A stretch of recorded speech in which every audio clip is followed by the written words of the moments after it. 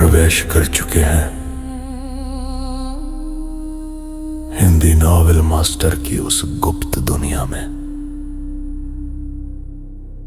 जहां कहानियां सिर्फ लिखी नहीं जाती,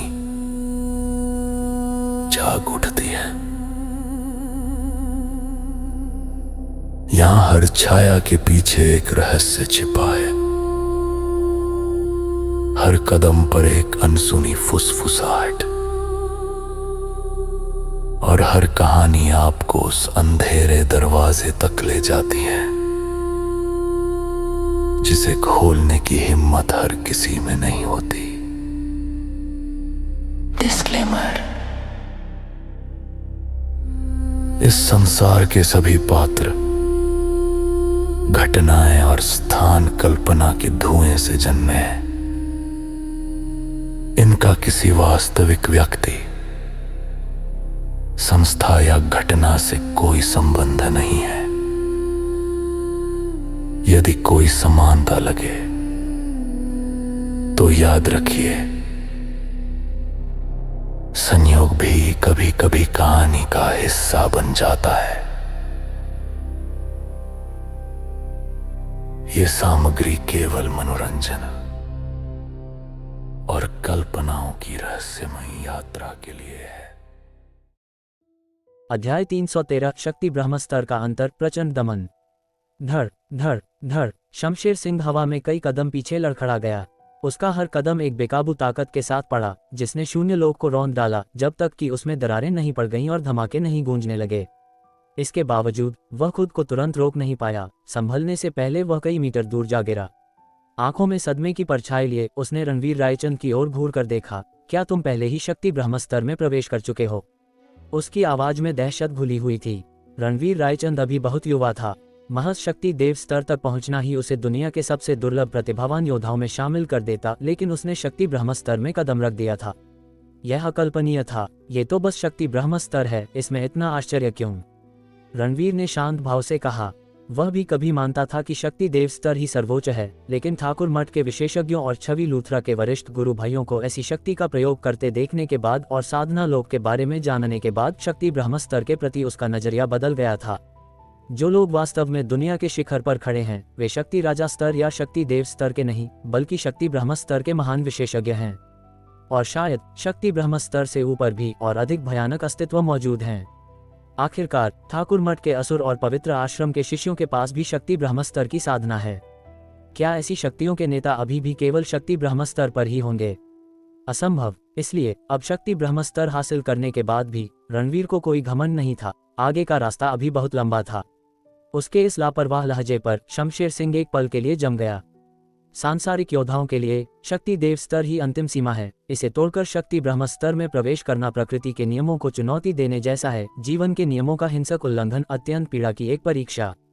उसने अपनी पूरी जिंदगी तलवार की साधना में लगा दी थी, देवताओं को काटकर ब्रह्म तक पहुंचने और एक किंवदंती बनने के लिए। फिर भी रणवीर इसे कुछ भी नहीं मान रहा था। कितना अहंकार! जवानी में आत्मविश्वास अच्छा है, लेकिन अति आत्मविश्वास अहंकार है, और ये तुम्हें मौत के घाट उतार देगा। शमशेर ने उपदेश दिया। अपनी प्राण शक्ति को तब तक संकुचित किया जब तक कि चांदी की रोशनी की एक परत उसकी त्वचा पर एक चमकदार कवच की तरह नहीं चमकने लगी। प्राण शक्ति को बाहरी रूप देना, शक्ति को कवच में बदलना, यह ऐसे ब्लेड बना सकता है जो बेजोड़ धारदार हो, या ऐसी रक्षा जिसे तोड़ा न जा सके। रणवीर ने अपनी आंखें सिकोड़ लीं। ये शमशेर सिंह वास्तव में जबरदस्त था। कुछ मामलों में वह ठाकुर मठ के असुर से भी ज्यादा ताकतवर महसूस हो रहा था। शक देश के नंबर 1 तलवारबाज में कुछ तो दम था, लेकिन उसे मारने के लिए ये काबिलियत काफी नहीं थी। बूम! रणवीर ने एक हाथ अपनी पीठ के पीछे रखा और वज्र के हथौड़े की तरह मुक्का मारा। जहां से भी यह गुजरा, शून्य लोक चकनाचूर हो गया। इतनी ताकत! शमशेर की पुतलियां सिकुड़ गईं। रणवीर एक अमर राजा की तरह लग रहा था, जो दुनिया पर राज कर रहा हो, जिसके समान कोई दूसरा न हो। उस दिव्य आभा ने उसके भीतर प्रशंसा की एक चिंगारी भड़का दी। अगर तुमने मेरे शिष्य को नहीं मारा होता तो मैं तुम्हारे साथ बैठकर जाम छलकाता, लेकिन आज चाहे कुछ भी हो जाए, तुम मरोगे। उसने रणवीर की ओर एक और हथेली का प्रहार किया। उसके पैर चांदी की लपटों की 2 लकीरों की तरह शून्य को छूते हुए निकले। धड़ाम! दोनों फिर से भिड़ गए, पर्वत श्रृंखलाओं की तरह टकराए, जिससे आकाश हिल गया। रणवीर की मुट्ठी बहुत क्रूर थी, जैसे किसी टाइटन का हथौड़ा। एक ही पल में शमशेर का चेहरा खून से लथपथ हो गया। टक्कर से उसकी ऊर्जा नाड़ियां लगभग फट गईं। उसके शरीर पर चांदी की चमक फीकी पड़ गई। उस सुरक्षा के बिना उसका भौतिक शरीर क्षत विक्षत हो गया होता। बहुत ताकतवर, जैसे किसी आदिम हिंसक जानवर का सामना कर रहा हो। जानते हो मैं शक्ति ब्रह्म स्तर को गंभीरता से क्यों नहीं लेता? क्योंकि इसके भीतर भी श्रेणियां हैं और तुम्हारी ताकत सबसे निचले स्तर की है। रणवीर ने ठंडे स्वर में कहा, एक हाथ से फिर से हमला करने के लिए आगे बढ़ते हुए। इस बार उसने अपनी 2 उंगलियों को म्यान से निकलती तलवार की तरह आगे बढ़ाया, सीधे लक्ष्य की ओर। तुम हद पार कर रहे हो। अब शमशेर के आत्मविश्वासी चेहरे पर क्रोध छा गया था। एक हाथ से लड़ना ही काफी अपमानजनक था, अब यह आदमी 2 उंगलियों पर आ गया। भले ही शक्ति ब्रह्म स्तर अलग अलग हो, क्या अंतर इतना बड़ा हो सकता है कि उसे 2 उंगलियों से दबाया जा सके? समुद्र लहर प्रहार। उसने हथेली से वार किया, चांदी की चमक फिर से फूट पड़ी। एक शक्तिशाली आभा सुनामी की तरह आकाश में बाढ़ लाते हुए बाहर निकली। वह बहुत लापरवाह है, मौके का फायदा उठाओ और उसे अभी मार डालो। जमीन पर हर्षवर्धन नागपाल ने अपनी मुट्ठियां भींच लीं और गुस्से में बुदबुदाया। रणवीर का चेहरा शांत रहा, उंगलियां तलवार की तरह तनी थी। उसने नीचे की ओर वार किया। बैंग शू। उस पल उसकी उंगलियों पर पवित्र प्रकाश खिलता हुआ प्रतीत हुआ। पफ, एक धीमी आवाज आई जैसे उसकी उंगलियां शमशेर की हथेली के आर पार हो गईं। खून का फव्वारा फूट पड़ा। शमशेर के गले से एक चीख निकली। ये केवल उंगलियों का हत्यारा इरादा था जब रणवीर की 2 उंगलियां पूरी तरह से शमशेर की हथेली से टकराईं। धड़ाम, एक दबी हुई गूंज जैसे कोई मूसलाधार बाढ़ शमशेर की बांह और उसके पूरे शरीर में दौड़ गई। उसकी सुरक्षात्मक प्राण शक्ति एक पल में चकनाचूर हो गई। ऊर्जा नाड़ियां और अंग बुरी तरह कुचले गए। पफ, शमशेर ने मुंह खोला और खून की उल्टी कर दी। रणवीर ने न केवल ये साबित कर दिया था कि शक्ति ब्रह्म स्तर अलग अलग होते हैं, बल्कि यह भी कि 2 उंगलियां उसे दबा सकती हैं। शरीर की अधिकांश ऊर्जा नाड़ियों को सील करना, प्रहार को 2 उंगलियों के माध्यम से चैनलाइज करना, घातकता को उसके सबसे सघन रूप में संपीड़ित करना और फिर उसे सबसे छोटे संपर्क सतह के माध्यम से छोड़ना ताकि विनाशकारी शक्ति का शिखर बन सके। जीनियस, बिल्कुल जीनियस। शमशेर बड़बड़ाया। आखिरकार उसे समझ आ गया कि रणवीर 2 उंगलियों से क्यों लड़ रहा था, यही कारण था। लेकिन इस विधि के लिए प्राण शक्ति पर बेहतरीन नियंत्रण की आवश्यकता थी। एक भी गलती और शक्ति छोड़ने में थोड़ी सी भी देरी उसे वापस उछाल देती, जिससे उपयोगकर्ता खुद घायल हो जाता। जिसका मतलब था कि रणवीर 100% निश्चित था कि शमशेर उसे रोक नहीं सकता। लानत है। यह महसूस करते ही शमशेर ने अपना सारा सम्मान खो दिया और दहाड़ा, तेजस्वी तलवार। जैसे ही शब्द उसके मुंह से निकले, हुश, एक सीटी की आवाज के साथ क्षितिज से एक ठंडी लकीर निकली और शमशेर के हाथ में आ गई, एक चमकती हुई लंबी तलवार। हाथ में तलवार आते ही उसकी आभा आसमान छू गई, इतनी तेज कि आकाश को भी चीर दे। सीनियर शमशेर अपनी तलवार निकाल रहे हैं। हर्षवर्धन नागपाल खुशी से चिल्लाया। शमशेर को घायल और पूरी तरह से कुचला हुआ देखकर उसका दिल बैठ गया था, लेकिन तलवार के आने से सारी उदासी दूर हो गई। इस तलवार के साथ सारी निराशा गायब हो गई। शमशेर का खिताब शक देश का प्रमुख तलवारबाज का मतलब था कि तलवार उसकी असली ताकत थी। उसकी शक्ति ब्रह्म स्तर की उपलब्धियां तलवार साधना पर ही आधारित थीं। जब इशिता नागपाल ने शमशेर के अधीन अध्ययन किया था तो उसे केवल कुछ वर्षों तक प्रशिक्षण करते हुए देखकर ही उसने एक ऐसी तलवार शैली तैयार कर ली थी जिसने शक देश की युवा पीढ़ी का सफाया कर दिया और उसे रक्तचंद्र का नेता बना दिया। ऐसी थी शमशेर की तलवारबाजी की भयानक ऊंचाई। तलवार को म्यान से निकालना रणवीर के साथ मौत के अंतिम निर्णायक द्वंद्व का संकेत था। सीनियर शमशेर की तलवारबाजी दुनिया भर में सर्वोच्च है, देखते हैं रणवीर इसे कैसे रोकता है। हर्षवर्धन चिल्लाया। पहले से ही रणवीर को 2 टुकड़ों में कटा हुआ देख रहा था। उसने पास ही खड़ी अग्नि और हंसा की आंखों में मजाक की चमक को नोटिस नहीं किया। संप्रदाय प्रमुख के सामने कोई अद्वितीय तलवार कौशल का दावा करने की हिम्मत करता है, जैसे कोई लोहार के आगे हथौड़ा दिखा रहा हो। उसे अंदाजा भी नहीं था कि संप्रदाय प्रमुख की तलवार कला वास्तव में कितनी शक्तिशाली थी। अध्याय 314। मेरी बारीक शमशेर सिंह का सिर धड़ से अलग। रणवीर, तुम मारे गए। ऊपर आसमान में शमशेर सिंह ने बर्फीले स्वर में कहा। उसके चेहरे पर आत्मविश्वास पुता हुआ था। कच्ची ताकत के मामले में वह जय होने का दावा करने की हिम्मत नहीं करता था, लेकिन जब तलवारबाजी की बात आती है तो इस दुनिया में कोई भी उसकी बराबरी नहीं कर सकता था। मैंने 7 साल की उम्र में तलवार का प्रशिक्षण शुरू किया। 18 तक मेरी तलवार दिव्य थी। मैं जियानगदू में सबसे कम उम्र का तलवार प्रतिभावान था। 30 और वर्षों की कठिन साधना के बाद 50 की उम्र में मेरी तलवार पूर्णता तक पहुंच गई थी। कोई भी जीवित व्यक्ति मुझसे आगे नहीं निकल सकता था। अगले 20 वर्षों तक मैंने खुद को एकांतवास में रखा, तलवार कला के और भी ऊंचे स्तर का पीछा करते हुए। आज मैंने तलवार के असली सार को समझ लिया है। शमशेर सिंह गुर्राया। तूफानी तलवार शक्ति। एक पल में उसने अपनी तेजस्वी तलवार घुमाई। मूसलाधार बारिश के तूफान की तरह एक भयानक तलवार शक्ति रणवीर की ओर झपटी। खच खच खच। अनगिनत तलवार की किरणें रणवीर के सामने एक अदृश्य दीवार से टकराईं और गड़गड़ाहट की अंतहीन गूंज में विस्फोट हो गया। शक देश का तथाकथित नंबर 1 तलवारबाज, बस इतना ही। रणवीर ने मजाक उड़ाया, फिर आकाश के खिलाफ एक पैर जमाया। बूम! शून्य लोक में एक बहरा कर देने वाली दहाड़ गूंज उठी। शक्ति की एक असीम लहर आगे बढ़ी और तलवार की ऊर्जा के हर एक धागे को कुचल दिया। जैसे जंगल की आग पलक झपकते ही बारिश के तूफान को भाप बना देती है। शमशेर सिंह की पलक फड़क गई, यहाँ तक कि उसका विशेष हत्यारा वार भी इस युवक को वश में नहीं कर सका। ज्यादा इतराओ मत, ये तो बस शुरुआत थी। बस इंतजार करो। स्वर्ग संहारक तलवार सूत्र, प्रचंड तलवार रूप, एकाकी चंद्र तलवार कला। उसने एक ही सांस में 7 या 8 सर्वोच्च तलवार रूपों को उजागर कर दिया। फिर भी हर एक को रणवीर ने रोक दिया। शुद्ध व्यक्तिगत शक्ति के साथ किसी हथियार की आवश्यकता नहीं थी। जमीन पर हर्षवर्धन नागपाल अवाक था। उसका पिछला उत्साह ठंडा पड़ गया क्योंकि तलवार का हर रूप बेकार हो गया था। जब तक कि दहशत ने एक बार फिर उसकी जगह नहीं ले ली। केवल नंगे हाथों की ताकत से शमशेर की तलवारबाजी का मुकाबला करना, ये तो प्रकृति के नियमों के खिलाफ था। असंभव! शमशेर सिंह चिल्लाया। उसका मानसिक संतुलन बिगड़ने लगा। उसका पहले का शांत व्यवहार अब सीधे पागलपन में बदल गया। दशबंज तलवार संहार, उसकी अंतिम तलवार कला दहाड़ते हुए आगे बढ़ी।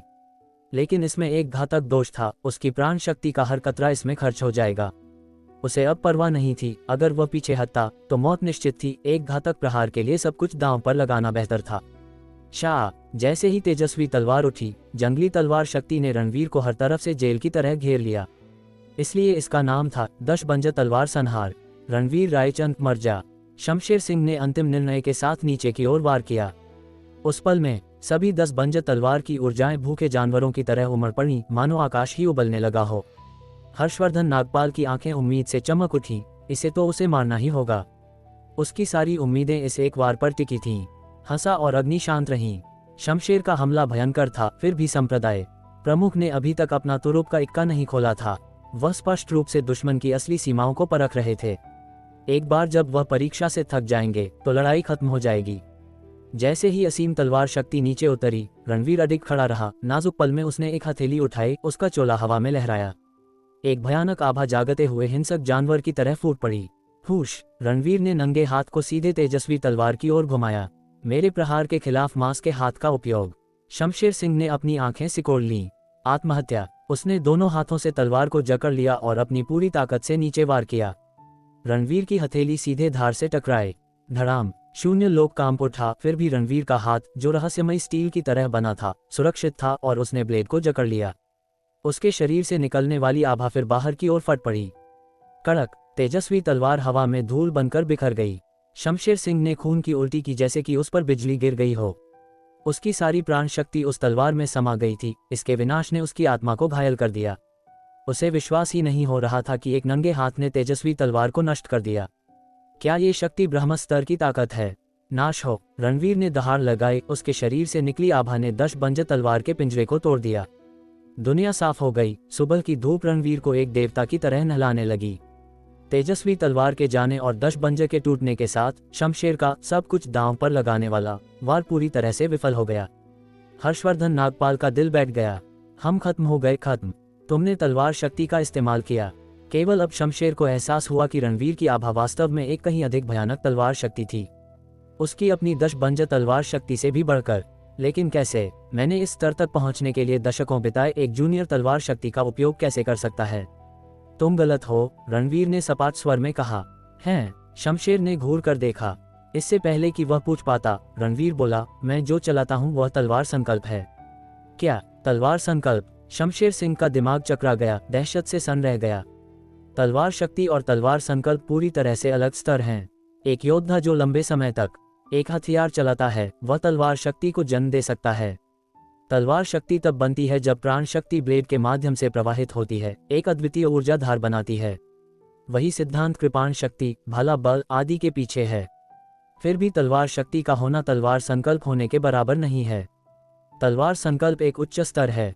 किसी का मन तलवार के साथ विलीन हो जाता है, एक ही विचार ब्लेड को नियंत्रित करता है। तलवार संकल्प पतली हवा से भी हत्या की कला पैदा कर सकता है। वही लक्ष्य जिसका शमशेर सिंह पीछा कर रहा था। अफसोस, अपने वर्तमान कौशल के साथ तलवार संकल्प एक अनिश्चित सपना बना रहा। सिर्फ साधना नहीं, समझ भी महत्वपूर्ण थी, और रणवीर पहले ही वहां तक पहुंच चुका था। चौंकाने वाला, तुमने मुझे अपनी तलवारबाजी दिखाई, अब मेरी चखो। वृकोदर तलवार आओ। एक ललकार के साथ एक ठंडी चमक उड़ते हुए ड्रैगन की तरह निकली, एक बेजोड़ ब्लेड में संघनित हो गई। दुनिया के सामने नंगी धार, एक तलवार आसमान को हिला देने वाली। ब्लेड से निकलने वाली जानलेवा ठंडक ने पहले ही 9 स्वर्गों और 10 लोगों को डरा दिया था।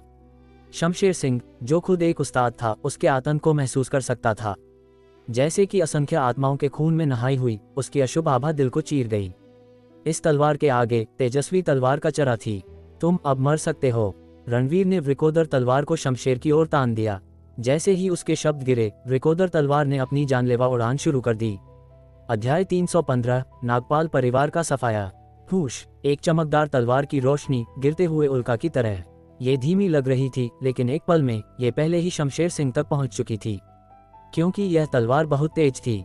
इतनी तेज कि इसने शून्य लोक को काट दिया, एक परछाई छोड़ते हुए, ये भ्रम देते हुए कि तलवार अभी भी धीरे धीरे चल रही है। हकीकत में ब्लेड पहले ही अपने लक्ष्य के करीब था। इस शमशेर सिंह का दिल ठंडा पड़ गया, वह बिल्कुल भी विरोध नहीं कर सका। पफ, जब तलवार की धार आखिरकार गिरी तो शमशेर सिंह को केवल अपनी गर्दन के चारों ओर ठंडक महसूस हुई और एक ठंडी हवा गुजरी जैसे उसकी आत्मा में प्रवेश कर रही हो। इस पल सारी चेतना गायब हो गई। उसका सिर उड़ गया, अपने साथ खून का एक बड़ा फव्वारा ले गया।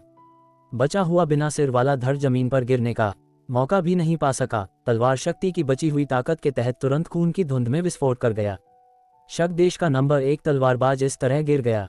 उससे ज्यादा कुछ नहीं, रणवीर ने उदासीनता से कहा। उसे परखने के बाद शमशेर सिंह की प्रदर्शित ताकत उसकी उम्मीदों से बहुत कम थी। नंबर 1 तलवारबाज का खिताब उसे शोभा नहीं देता। अपने संप्रदाय प्रमुख की बात सुनकर अग्नि और हंसा के चेहरों पर अजीब भाव थे। ऐसा नहीं था कि शमशेर सिंह बहुत कमजोर था, बल्कि यह था कि संप्रदाय प्रमुख बहुत शक्तिशाली थे। अब तक देखने के बाद क्या तुम्हें टिकट नहीं खरीदना चाहिए? रणवीर की नजर घूमी और तुरंत हर्षवर्धन नागपाल पर टिक गई। हर्षवर्धन नागपाल का दम घुटने लगा। शमशेर सिंह की मौत को देखकर उसकी सारी उम्मीदें गायब हो गईं। उसकी नज़र में रणवीर अब एक राक्षस से भी ज्यादा भयानक था। धड़ाम, वह एक बार फिर घुटनों के बल गिर गया। धड़ाम धड़ाम धड़ाम। हर्षवर्धन नागपाल ने पागलों की तरह माथा टेका, उसका सिर खून से लथपथ हो गया। रुद्रधाम प्रमुख रणवीर, मुझे माफ कर दो। मैं अपने अनुशासन में पर्याप्त सख्त नहीं था। इशिता और तरुण तुम्हारे हाथों मारे जाने के ही लायक थे। मैं उनकी ओर से आपका धन्यवाद करता हूँ। अपनी जान बचाने के लिए वह ऐसी बातें भी कहेगा। रणवीर ने अपना सिर हिलाया। तुम सही कह रहे हो, मैंने अब तक देखा है और मुझे टिकट खरीदना चाहिए। कैसा रहेगा अगर मैं तुम्हें पूरा नागपाल परिवार दे दूं? मैं केवल रुद्रधाम प्रमुख से अपनी जान बख्शने की भीख मांगता हूँ, कृपया। हर्षवर्धन नागपाल ने माथा टेकते हुए भीख मांगी। वह पूरी तरह से भूल गया कि उसने अभी कुछ समय पहले अपने बच्चों के स्मारक पट्टिकाओं के सामने क्या कहा था। जिस टिकट की मैंने बात की थी वह तुम्हारी जान है, रणवीर ने अचानक कहा। नहीं। ये सुनकर हर्षवर्धन नागपाल का चेहरा बुरी तरह बदल गया और उसने एक भयानक दहाड़ लगाए। बहुत देर हो चुकी थी। वृकोदर तलवार पहले ही गिर चुकी थी। पफ, एक दबी हुई आवाज सुनाई दी और हर्षवर्धन नागपाल खून की धुंध में विस्फोट कर गया, पूरी तरह से नष्ट हो गया। हुश, रणवीर ने अपनी तलवार से फिर वार किया। बूम, एक तत्काल विस्फोट जिसने सीधे नागपाल परिवार को समतल कर दिया, उसे खंडहरों के ढेर में बदल दिया। शक देश का नंबर 1 परिवार, उसके वित्तीय समूहों का मुखिया, केवल एक सुबह में नष्ट घोषित कर दिया गया। भोर से अब तक उड़ान के समय को भी शामिल करते हुए केवल कुछ ही घंटे हुए थे। रायली और नागपाल परिवार एक के बाद एक नष्ट हो गए। कोई भी कल्पना कर सकता था कि खबर फैलते ही कितनी चौंकाने वाली होगी। यह मेरा विरोध करने का परिणाम है, रणवीर ने उदासीनता से कहा। अगर उस समय पूर्व देश में हमेशा मामले संभालने के लिए न होते तो रायली और नागपाल परिवार बहुत पहले ही नष्ट हो गए होते। आज तक इंतजार क्यों करते? चलो, घर लौटने का समय हो गया है, रणवीर ने आदेश दिया। जी। अग्नि, हंसा और 100 से अधिक छाया संप्रदाय के सदस्यों ने सिर हिलाया। जैसे ही हर कोई जाने वाला था, सायरन की एक घनी आवाज आई और फिर कई पुलिसकारों को एक कतार में चौराहे को रोकते हुए देखा गया, जिसमें से पुलिसकर्मियों का एक समूह उभरा। सभी भारी हथियारों से लैस थे। उनकी बंदूकें रणवीर और उसके समूह की ओर तनी थीं। बूम बूम बूम, आकाश से भी आवाजें आई क्योंकि कई हेलीकॉप्टर दिखाई दिए। सभी वर्दीधारी कर्मियों को ले जा रहे थे जो लगातार ऊपर से सर्वेक्षण कर रहे थे। ये लोग अपने सामने के दृश्य से हैरान थे। वे काफी मुस्तैदी से पहुंचे, लेकिन अप्रत्याशित रूप से नागपाल परिवार पहले ही नष्ट हो चुका था। यह इन लोगों ने नहीं किया होगा, है ना? रणवीर ने इन लोगों को उदासीनता से घूरा। ये जगह शहर के बहुत करीब थी, इसलिए हंगामे के बाद शायद पुलिस ने इसे खोज लिया था, जो तब एक बड़ी ताकत को यहाँ ले आए। रास्ते से हटो, एक दबंग आवाज गूंजी और सामने की पंक्ति के कर्मी एक मध्यम आयु वर्ग के व्यक्ति को प्रकट करने के लिए अलग हो गए जो एक उन्नत वर्दी में था, गंभीर दिख रहा था, उसके नथुने फूले हुए थे। रणवीर और उसके समूह को घूर रहा था। मैं जियानगदू शाखा का पुलिस प्रमुख हूँ। मुझे संदेह है कि तुम यहाँ हत्यारे हो। मुझे सच बताओ, नागपाल परिवार के सदस्य कहाँ हैं? मैंने उन सबको मार डाला, रणवीर ने शांति से कहा। जियानगदू शाखा पुलिस प्रमुख तुरंत क्रोधित हो गया। गद्दार, मैंने तुम्हें ईमानदारी से जवाब देने के लिए कहा, फिर भी तुम बकवास करने की हिम्मत करते हो। तुम जैसे नौजवान के पास नागपाल परिवार में सभी को मारने की योग्यता कैसे हो सकती है? तुम बस शेखी बघार रहे हो और नागपाल परिवार के प्रति बहुत अनादर दिखा रहे हो। उन सबको गिरफ्तार करो और वापस लाओ। मैं उनसे कड़ी पूछताछ करना चाहता हूँ। रणवीर ने उपहास किया। एक शाखा पुलिस प्रमुख के रूप में वह वास्तव में नागपाल परिवार की इतनी चापलूसी कर रहा था।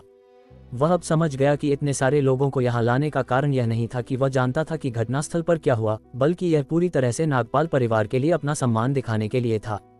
इसमें कोई आश्चर्य नहीं था। शक देश के प्रमुख परिवार के रूप में उनके पास न केवल विशाल संपत्ति थी बल्कि राजनीति में भी महत्वपूर्ण प्रभाव था। यहाँ तक कि शक देश के वर्तमान सम्राट ने भी पदभार ग्रहण करते समय नागपाल परिवार के प्रभाव पर भरोसा किया था। स्थानीय राजनीतिक विभाग स्वाभाविक रूप से नागपाल परिवार की जी हजूरी करेंगे। यह मेरे और नागपाल परिवार के बीच की दुश्मनी है और इसका तुमसे कोई लेना देना नहीं है। अगर तुमने लापरवाही से काम करने की हिम्मत की तो परिणाम भुगतोगे। रणवीर ने सीधे चेतावनी दी। कितना घमंडी, तुम्हारे लहजे से लग रहा है तुम आर्यावर्त से हो, है ना? ये शक देश है, ऐसी जगह नहीं जहां तुम जैसे जंगली मनमानी कर सकें। मुझे गोली चलाने और तुम्हारे चिथड़े उड़ाने पर मजबूर मत करो, पुलिस प्रमुख ने धमकी दी। आर्यावर्त का उल्लेख करते समय उसकी आंखों में तिरस्कार भरा था। आर्यावर्त का अपमान। रणवीर की आंखें चमक उठीं और उसने एक हथेली का प्रहार किया। बैंग! पुलिस प्रमुख तुरंत खून की धुंध में विस्फोट कर गया, आश्चर्यजनक गति से मर गया। रणवीर ने पहले ही अपना रुख दिखा दिया था। चूंकि सामने वाला मरना चाहता था तो वह उसकी इच्छा पूरी कर देगा। बूम! दृश्य तुरंत भड़क उठा। एक पुलिस प्रमुख को एक ही हथेली से कुचल दिया गया। तुरंत खून की धुंध में विस्फोट हो गया, कोई लाश नहीं बची। ये बहुत भयानक था। ये साधारण पुलिसकर्मी दहशत से भर गए और होश में आने के बाद उन्होंने तुरंत गोलीबारी शुरू कर दी। वे योद्धा हैं, जल्दी उन्हें मार डालो। तड़ तड़ तड़ गोलियां तुरंत उड़ने लगीं। मैंने कहा, परिणाम खुद भुगतो। चूंकि तुम मरना चाहते हो तो तुम सब नष्ट हो जाओगे, रणवीर ने ठंडे स्वर में कहा, तलवार से वार करते हुए। खच खच खच सारी गोलियां उसी रास्ते वापस उड़ गईं, तुरंत भीड़ के सिरों को छेदते हुए। पफ पफ पफ लगभग पलक झपकते ही घटनास्थल पर दर्जनों लोग अपनी ही गोलियों से मारे गए। हंसा ने विशेष रूप से निर्मित धनुष को पकड़ा और सीधे एक तीर चलाया। बैंग! एक तेज धमाके के साथ ये सीधे आकाश में हेलीकॉप्टर से टकराया, जिससे वह लगभग अपना नियंत्रण खो बैठा और गिरने लगा। अंदर के लोगों के पसीने छूट गए। सैनिक कम पड़ रहे हैं, जल्दी पीछे हटो। लगभग पलक झपकते ही ये हेलीकॉप्टर तेजी से क्षेत्र से दूर उड़ गए। अगर वे समय पर नहीं भागे होते तो वे सब मर जाते। समय बर्बाद करने की जरूरत नहीं है, चलो चलते हैं, रणवीर ने उदासीनता से कहा। वे बस कीड़े मकोड़ों का झुंड थे, वह उन पर बहुत अधिक ऊर्जा खर्च करने की जहमत नहीं उठा सकता था। तुरंत एक कार सीधे हवाई अड्डे की ओर बढ़ी। डॉट डॉट डॉट रणवीर के जाने के ठीक बाद उन हेलीकॉप्टरों ने जल्दी से जियानगदू सैन्य कर्मियों से संपर्क किया। खबर ने तुरंत सभी स्थानीय विभागों को सचेत कर दिया। एक पल में 1000 से अधिक सैन्य कर्मियों को तेजी से भेजा गया। शक देश जैसे छोटे देश के लिए एक ही शहर में 1000 से अधिक सैन्य कर्मियों को जुटाना कोई छोटी संख्या नहीं थी। रणवीर और अन्य लोगों के लिए हवाई अड्डे के रास्ते पर इन सैन्य कर्मियों ने विभिन्न स्थानीय विभागों के साथ पहले ही हवाई अड्डे को अपने नियंत्रण में ले लिया था। वे बस रणवीर और उसके समूह के आने का इंतजार कर रहे थे ताकि वे उन्हें एक ही बार में पकड़ सकें। अध्याय 316 किसी में रोकने की हिम्मत नहीं। थोड़ी देर बाद एक सेडान हवाई अड्डे पर पहुंची। जैसे ही रणवीर का समूह बाहर निकला, उनकी आंखें सिकुड़ गईं। बूम बूम बूम 1000 से अधिक सैन्य कर्मी उमड़ पड़े, तुरंत उन्हें घेर लिया। पूरे हवाई अड्डे को कुछ मिनट पहले ही खाली करा लिया गया था, अब ये पूर्ण आपातकालीन अलर्ट पर था। नागपाल परिवार का सफाया करना और दर्जनों पुलिस अधिकारियों की हत्या, यह एक बड़ी घटना थी। हजारों सशस्त्र सैनिकों और हर तरह के आग्नेयास्त्रों का सामना करते हुए रणवीर के चेहरे का भाव कभी नहीं बदला। उसने बर्फीले स्वर में कहा, क्या तुम खुद मरना चाहते हो या मैं शक देश को नक्शे से मिटा दूं? उसकी बात सुनकर 1000 शक सैनिकों की पुतलियां सिकुड़ गईं, फिर गुस्सा फूट पड़ा। कितना घमंडी! वह हमें धमकी देता है और दावा करता है कि वह शक देश को पृथ्वी के चेहरे से मिटा देगा, बिल्कुल हास्यास्पद। आर्यावर्त के, तुम लोग किस आधार पर ऐसी बात कहते हो? एक वरिष्ठ अधिकारी ने कड़ाई से पूछा। इस आधार पर कि मैं रणवीर रायचंद हूँ। क्या इतना काफी है? रणवीर ने अचानक जवाब दिया। ये रणवीर रायचंद कौन सा फालतू ना? वाक्य के बीच में ही अधिकारी को झटका लगा। तुम्हारा नाम रणवीर रायचंद है? उसकी आवाज दहशत से भारी हो गई। वह एक नाम किसी वर्जित शब्द जैसा लगा। उसने लगभग मौके पर ही अपनी आत्मा खो दी, मुश्किल से अपने पैरों को डगमगाने से रोक पाया। नहीं, असंभव। रणवीर रायचंद को इस अफवाह के ठीक बाद अपनी पत्नी और बच्चों के साथ घर पर होना चाहिए कि वह अभी भी जीवित है। तुम कौन से रणवीर रायचंद हो? अधिकारी ने कांपते हुए पूछा। रणवीर रायचंद, रुद्रधाम का प्रमुख, उसने उदासीनता से उत्तर दिया। जैसे ही वे शब्द उसके मुंह से निकले, अधिकारी का दिल बैठ गया और उसका चेहरा सफेद पड़ गया। ये वास्तव में वही है। भयानक। अगर तुम रुद्रधाम के साथ युद्ध नहीं चाहते तो अपने आखिरी आदमी को भी ले जाओ और दफा हो जाओ, रणवीर ने आदेश दिया, तेज और दबंग। किसी दूसरे साम्राज्य में स्थानीय सेना को भागने का आदेश देना केवल रणवीर में ही यह हिम्मत थी। अधिकारी ने मुश्किल से थूक निगला और चिल्लाया, सभी यूनिट्स पीछे हटो। एक सैनिक के रूप में वह रणवीर के स्वभाव को जानता था। ये जीने का मौका था, हिचकिचाओगे तो मरोगे। एक वाक्य से रणवीर ने 1000 सैनिकों को डरा दिया। कुछ ही क्षणों में वे सभी पीछे हट गए। चलो, रणवीर ने सपाट स्वर में कहा, प्रस्थान लाउंज की ओर ऐसे बढ़ते हुए जैसे कुछ हुआ ही न हो। हर स्टाफ सदस्य अपनी पोस्ट पर वापस भागा, सेवा करने के लिए उत्सुक। स्पष्ट चेतावनी मिलने के बाद किसी ने भी ढिलाई बरतने की हिम्मत नहीं की।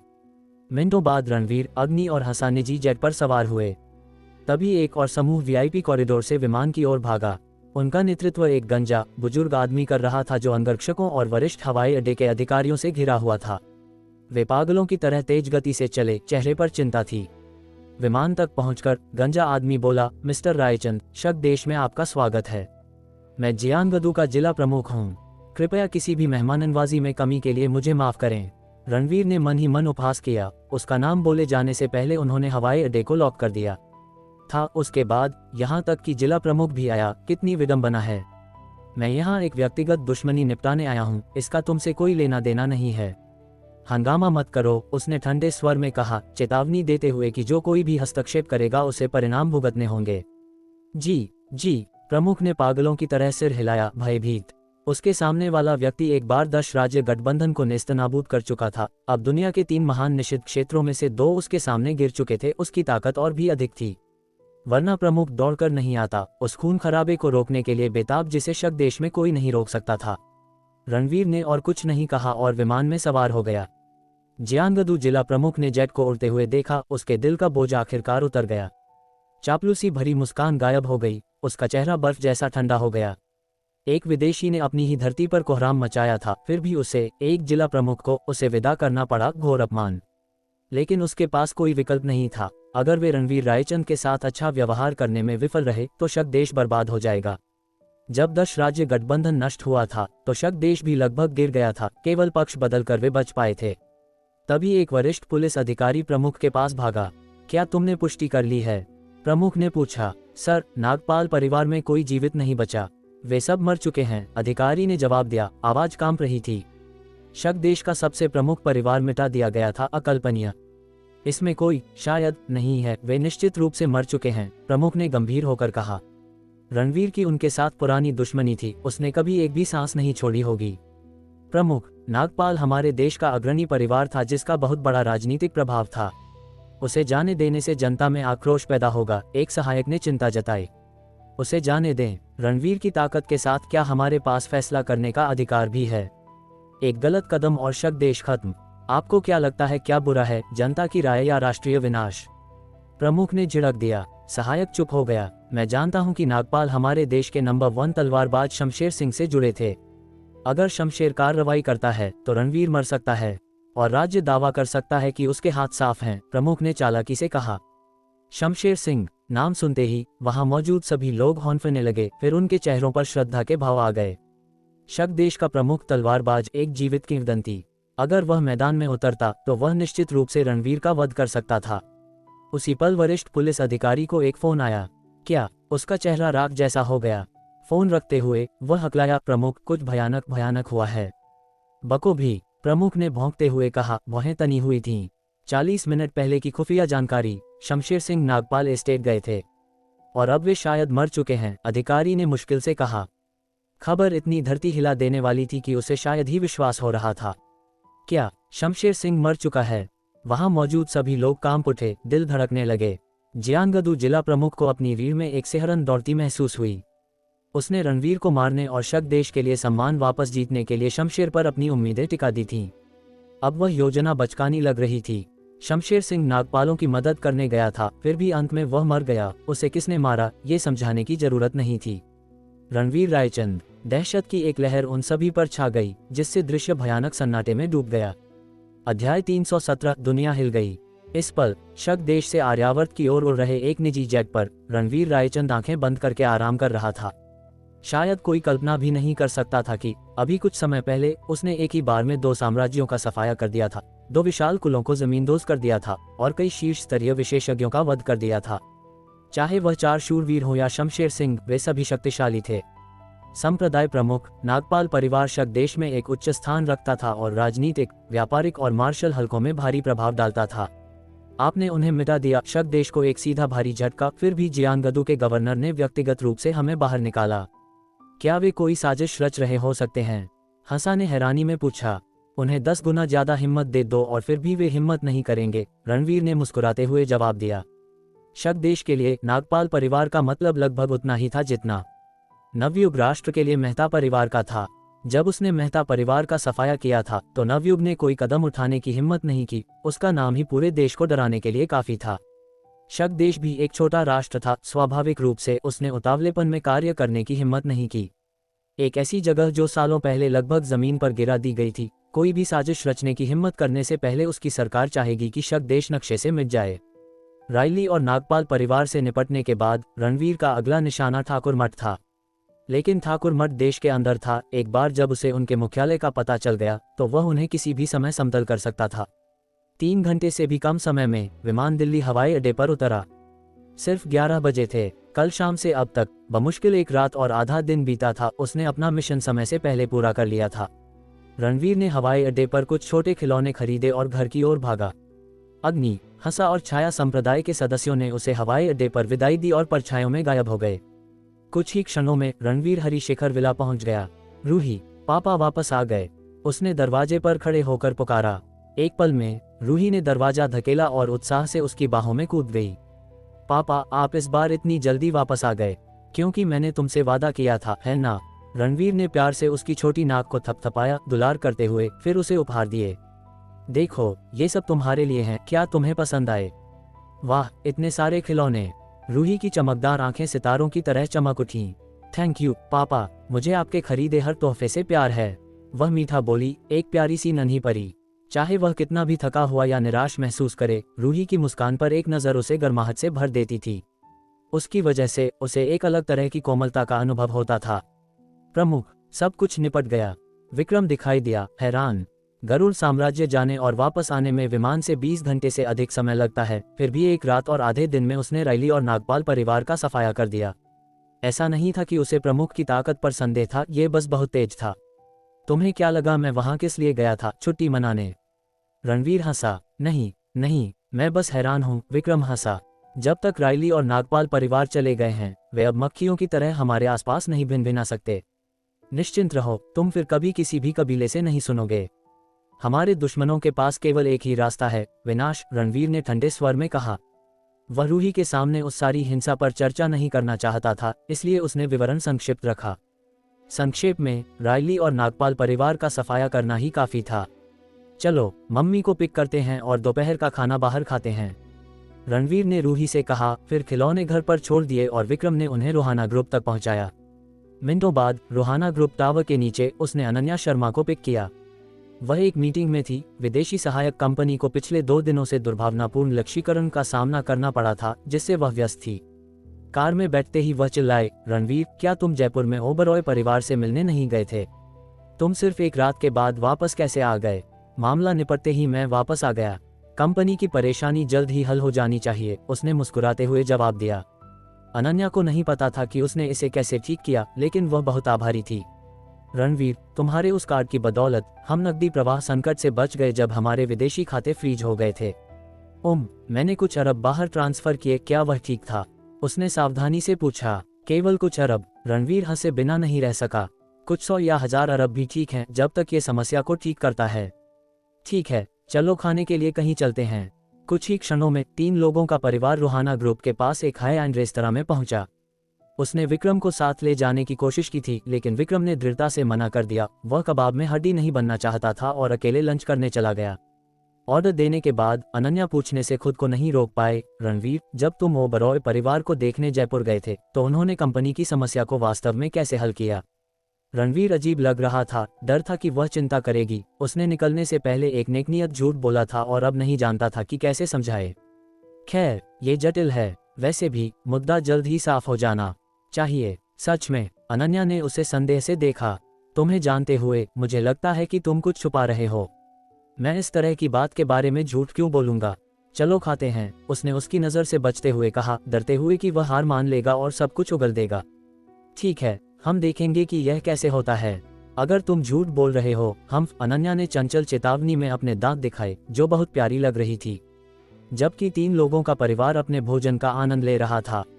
गरुड़ साम्राज्य में पहले से ही हंगामा मचा हुआ था। रायली परिवार, जो सदियों से पश्चिमी दुनिया में गर्व से खड़ा था, रातों रात समतल कर दिया गया। हर सदस्य को आखिरी तक मार डाला गया। एक भीषण आग के बाद रायली ऐतिहासिक धुएं में विलीन हो गया। उसकी सदियों पुरानी विरासत एक निश्चित अंत तक पहुंच गई। दृश्य का सर्वेक्षण करने वाले एक विशेषज्ञ ने एक तथ्य की पुष्टि की। रायली परिवार की रक्षा करने वाले 4 शूरवीरों को भी मार डाला गया था। इस बम ने पश्चिमी दुनिया में विस्फोट कर दिया। जबकि अनगिनत लोगों ने उस खबर का अनुसरण किया, एक और घटना ने उनका ध्यान चुरा लिया। दूर शक देश में आज सुबह एक बड़ी कहानी सामने आई। राष्ट्र का प्रमुख कबीला और मेगाकॉप नागपाल परिवार इसी तरह जमींदोज कर दिया गया। हर सदस्य मारा गया। इसके ऊपर एक शीर्ष स्तरीय पावर हाउस भी मारा गया। इससे जो हंगामा हुआ वह 4 शूरवीरों की मौत के बराबर था। क्योंकि गिरा हुआ योद्धा कोई और नहीं बल्कि शक देश का नंबर 1 तलवारबाज, इसकी मार्शल दुनिया की एक जीवित किंवदंती, सर्वोच्च विशेषज्ञ जिसने दशकों तक राष्ट्र पर प्रभुत्व जमाया था। शमशेर सिंह। नागपाल परिवार की मदद के लिए दौड़ते समय वह मारा गया था। अधिकारी खबर को दबा नहीं सके। ये सुनामी की तरह शक देश में फैल गई। एक रात और एक सुबह में 2 विशाल कबीले रायली और नागपाल लगातार मिटा दिए गए। इसके अलावा नागपाल परिवार रायली कैपिटल का शेयरधारक था, जिससे असीम अटकलें लगाई जाने लगीं। हरगुड ने सोचा, किस भयानक पावरहाउस ने इन 2 परिवारों का सफाया कर दिया।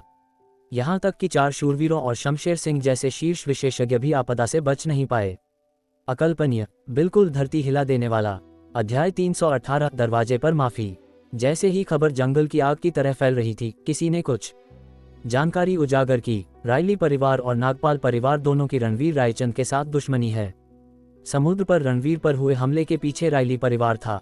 उस समय रणवीर के गायब होने के बाद किसी ने यह भी पुष्टि की कि शमशेर सिंह काल सागर गया था और फिर वापस आया। उससे पहले नागपाल परिवार की यंग मिस द्वारा शासित रक्तचंद्र हत्यारा संगठन और नागपाल परिवार के यंग मास्टर सभी रणवीर द्वारा मारे गए थे। आर्यावर्त में रायली परिवार का ढांचा भी रणवीर द्वारा शक्तिशाली ऊर्जा का उपयोग करके नष्ट कर दिया गया था। ये सभी सुराग एक साथ जुड़ गए। अब केवल एक ही व्यक्ति है जो रायली और नागपाल परिवारों को नष्ट करने और 4 शूरवीरों और शमशेर सिंह को मारने के लिए योग्य है और जो अटकलों पर फिट बैठता है।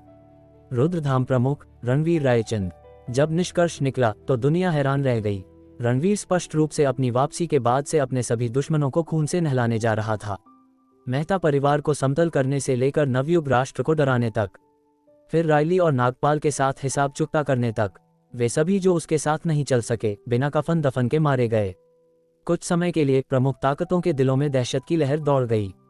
हर कोई याद कर रहा था कि क्या उनकी रणवीर के साथ कोई दुश्मनी थी। सबसे ज्यादा चिंतित निस्संदेह वे कई कंपनियां थीं जिन्होंने रूहाना ग्रुप पर हमला करने के लिए रायली और नागपाल के साथ सहयोग किया था। जिस पल उन्होंने सुना कि 2 प्रमुख परिवार नष्ट हो गए हैं, उन्होंने रणवीर के बारे में सोचा। वास्तव में जब उन्हें पता चला कि रणवीर जीवित है तो इन कंपनियों ने पहले ही घबराना शुरू कर दिया था, लेकिन कार्रवाई पहले ही शुरू हो चुकी थी और उनके दिलों में अभी भी उम्मीद की एक किरण थी। लेकिन ये सुनने के बाद कि रायली और नागपाल नष्ट हो गए, इन उद्यमों के उपप्रमुख तुरंत डर गए। तुरंत, बिना एक शब्द कहे, उन्होंने कंपनी के खाते के फंड को फ्रीज करने के लिए त्रिवेणी बैंक के खिलाफ अपने आरोपों को वापस ले लिया। उसी समय उन्होंने जल्दी से विभिन्न विभागों से संपर्क किया और रूहाना ग्रुप की विदेशी कंपनियों के सभी दुर्भावनापूर्ण लक्ष्यीकरण को जल्दी से रद्द कर दिया। सभी आदेश जारी करने के बाद ये उद्यम महिलाएं जितनी जल्दी हो सके आर्यावर्त की ओर दौड़ी। रणवीर ने रायली और नागपाल परिवारों को भी नष्ट कर दिया। अगर वे जल्दी नहीं करते और दया की भीख नहीं मांगते तो मरने वाले अगले वे ही होंगे। पूर्ण शक्ति के सामने धन बेकार है। ... पूर्व देश दिल्ली। रणवीर और अनन्या के रात के खाने के बाद वह पहले ही रूही को घर ले गया था। आगे उसे बस इंतजार करना था। अनन्या शर्मा के कंपनी लौटने के बाद वह व्यस्त रही। हालांकि रणवीर ने कहा कि परेशानी जल्दी हल हो सकती है, लेकिन ये पूरे समूह के विकास से संबंधित थी, इसलिए उसने लापरवाह होने की हिम्मत नहीं की। बस दोपहर में एक सचिव को अचानक कुछ खबर मिली और वह तुरंत ऊंची एड़ी के जूतों पर दौड़ते हुए कार्यालय तक आए। प्रेसिडेंट शर्मा, मुझे आपको एक आपात स्थिति की रिपोर्ट करनी है। अनन्या अपने डेस्क पर व्यस्त थी। सचिव की बात सुनने के बाद उसका दिल बैठ गया। क्या फिर से कुछ हुआ? नहीं, सचिव ने जल्दी से अपना सिर हिलाया। हमारी विदेशी कंपनियों के जो खाते फ्रीज थे वे सभी अनफ्रीज हो गए हैं। सच में? अनन्या तुरंत हैरान रह गई। ये सच है प्रेसिडेंट शर्मा, खबर सुनते ही मैं आपको बताने आ गई, सचिव ने भी खुशी से कहा।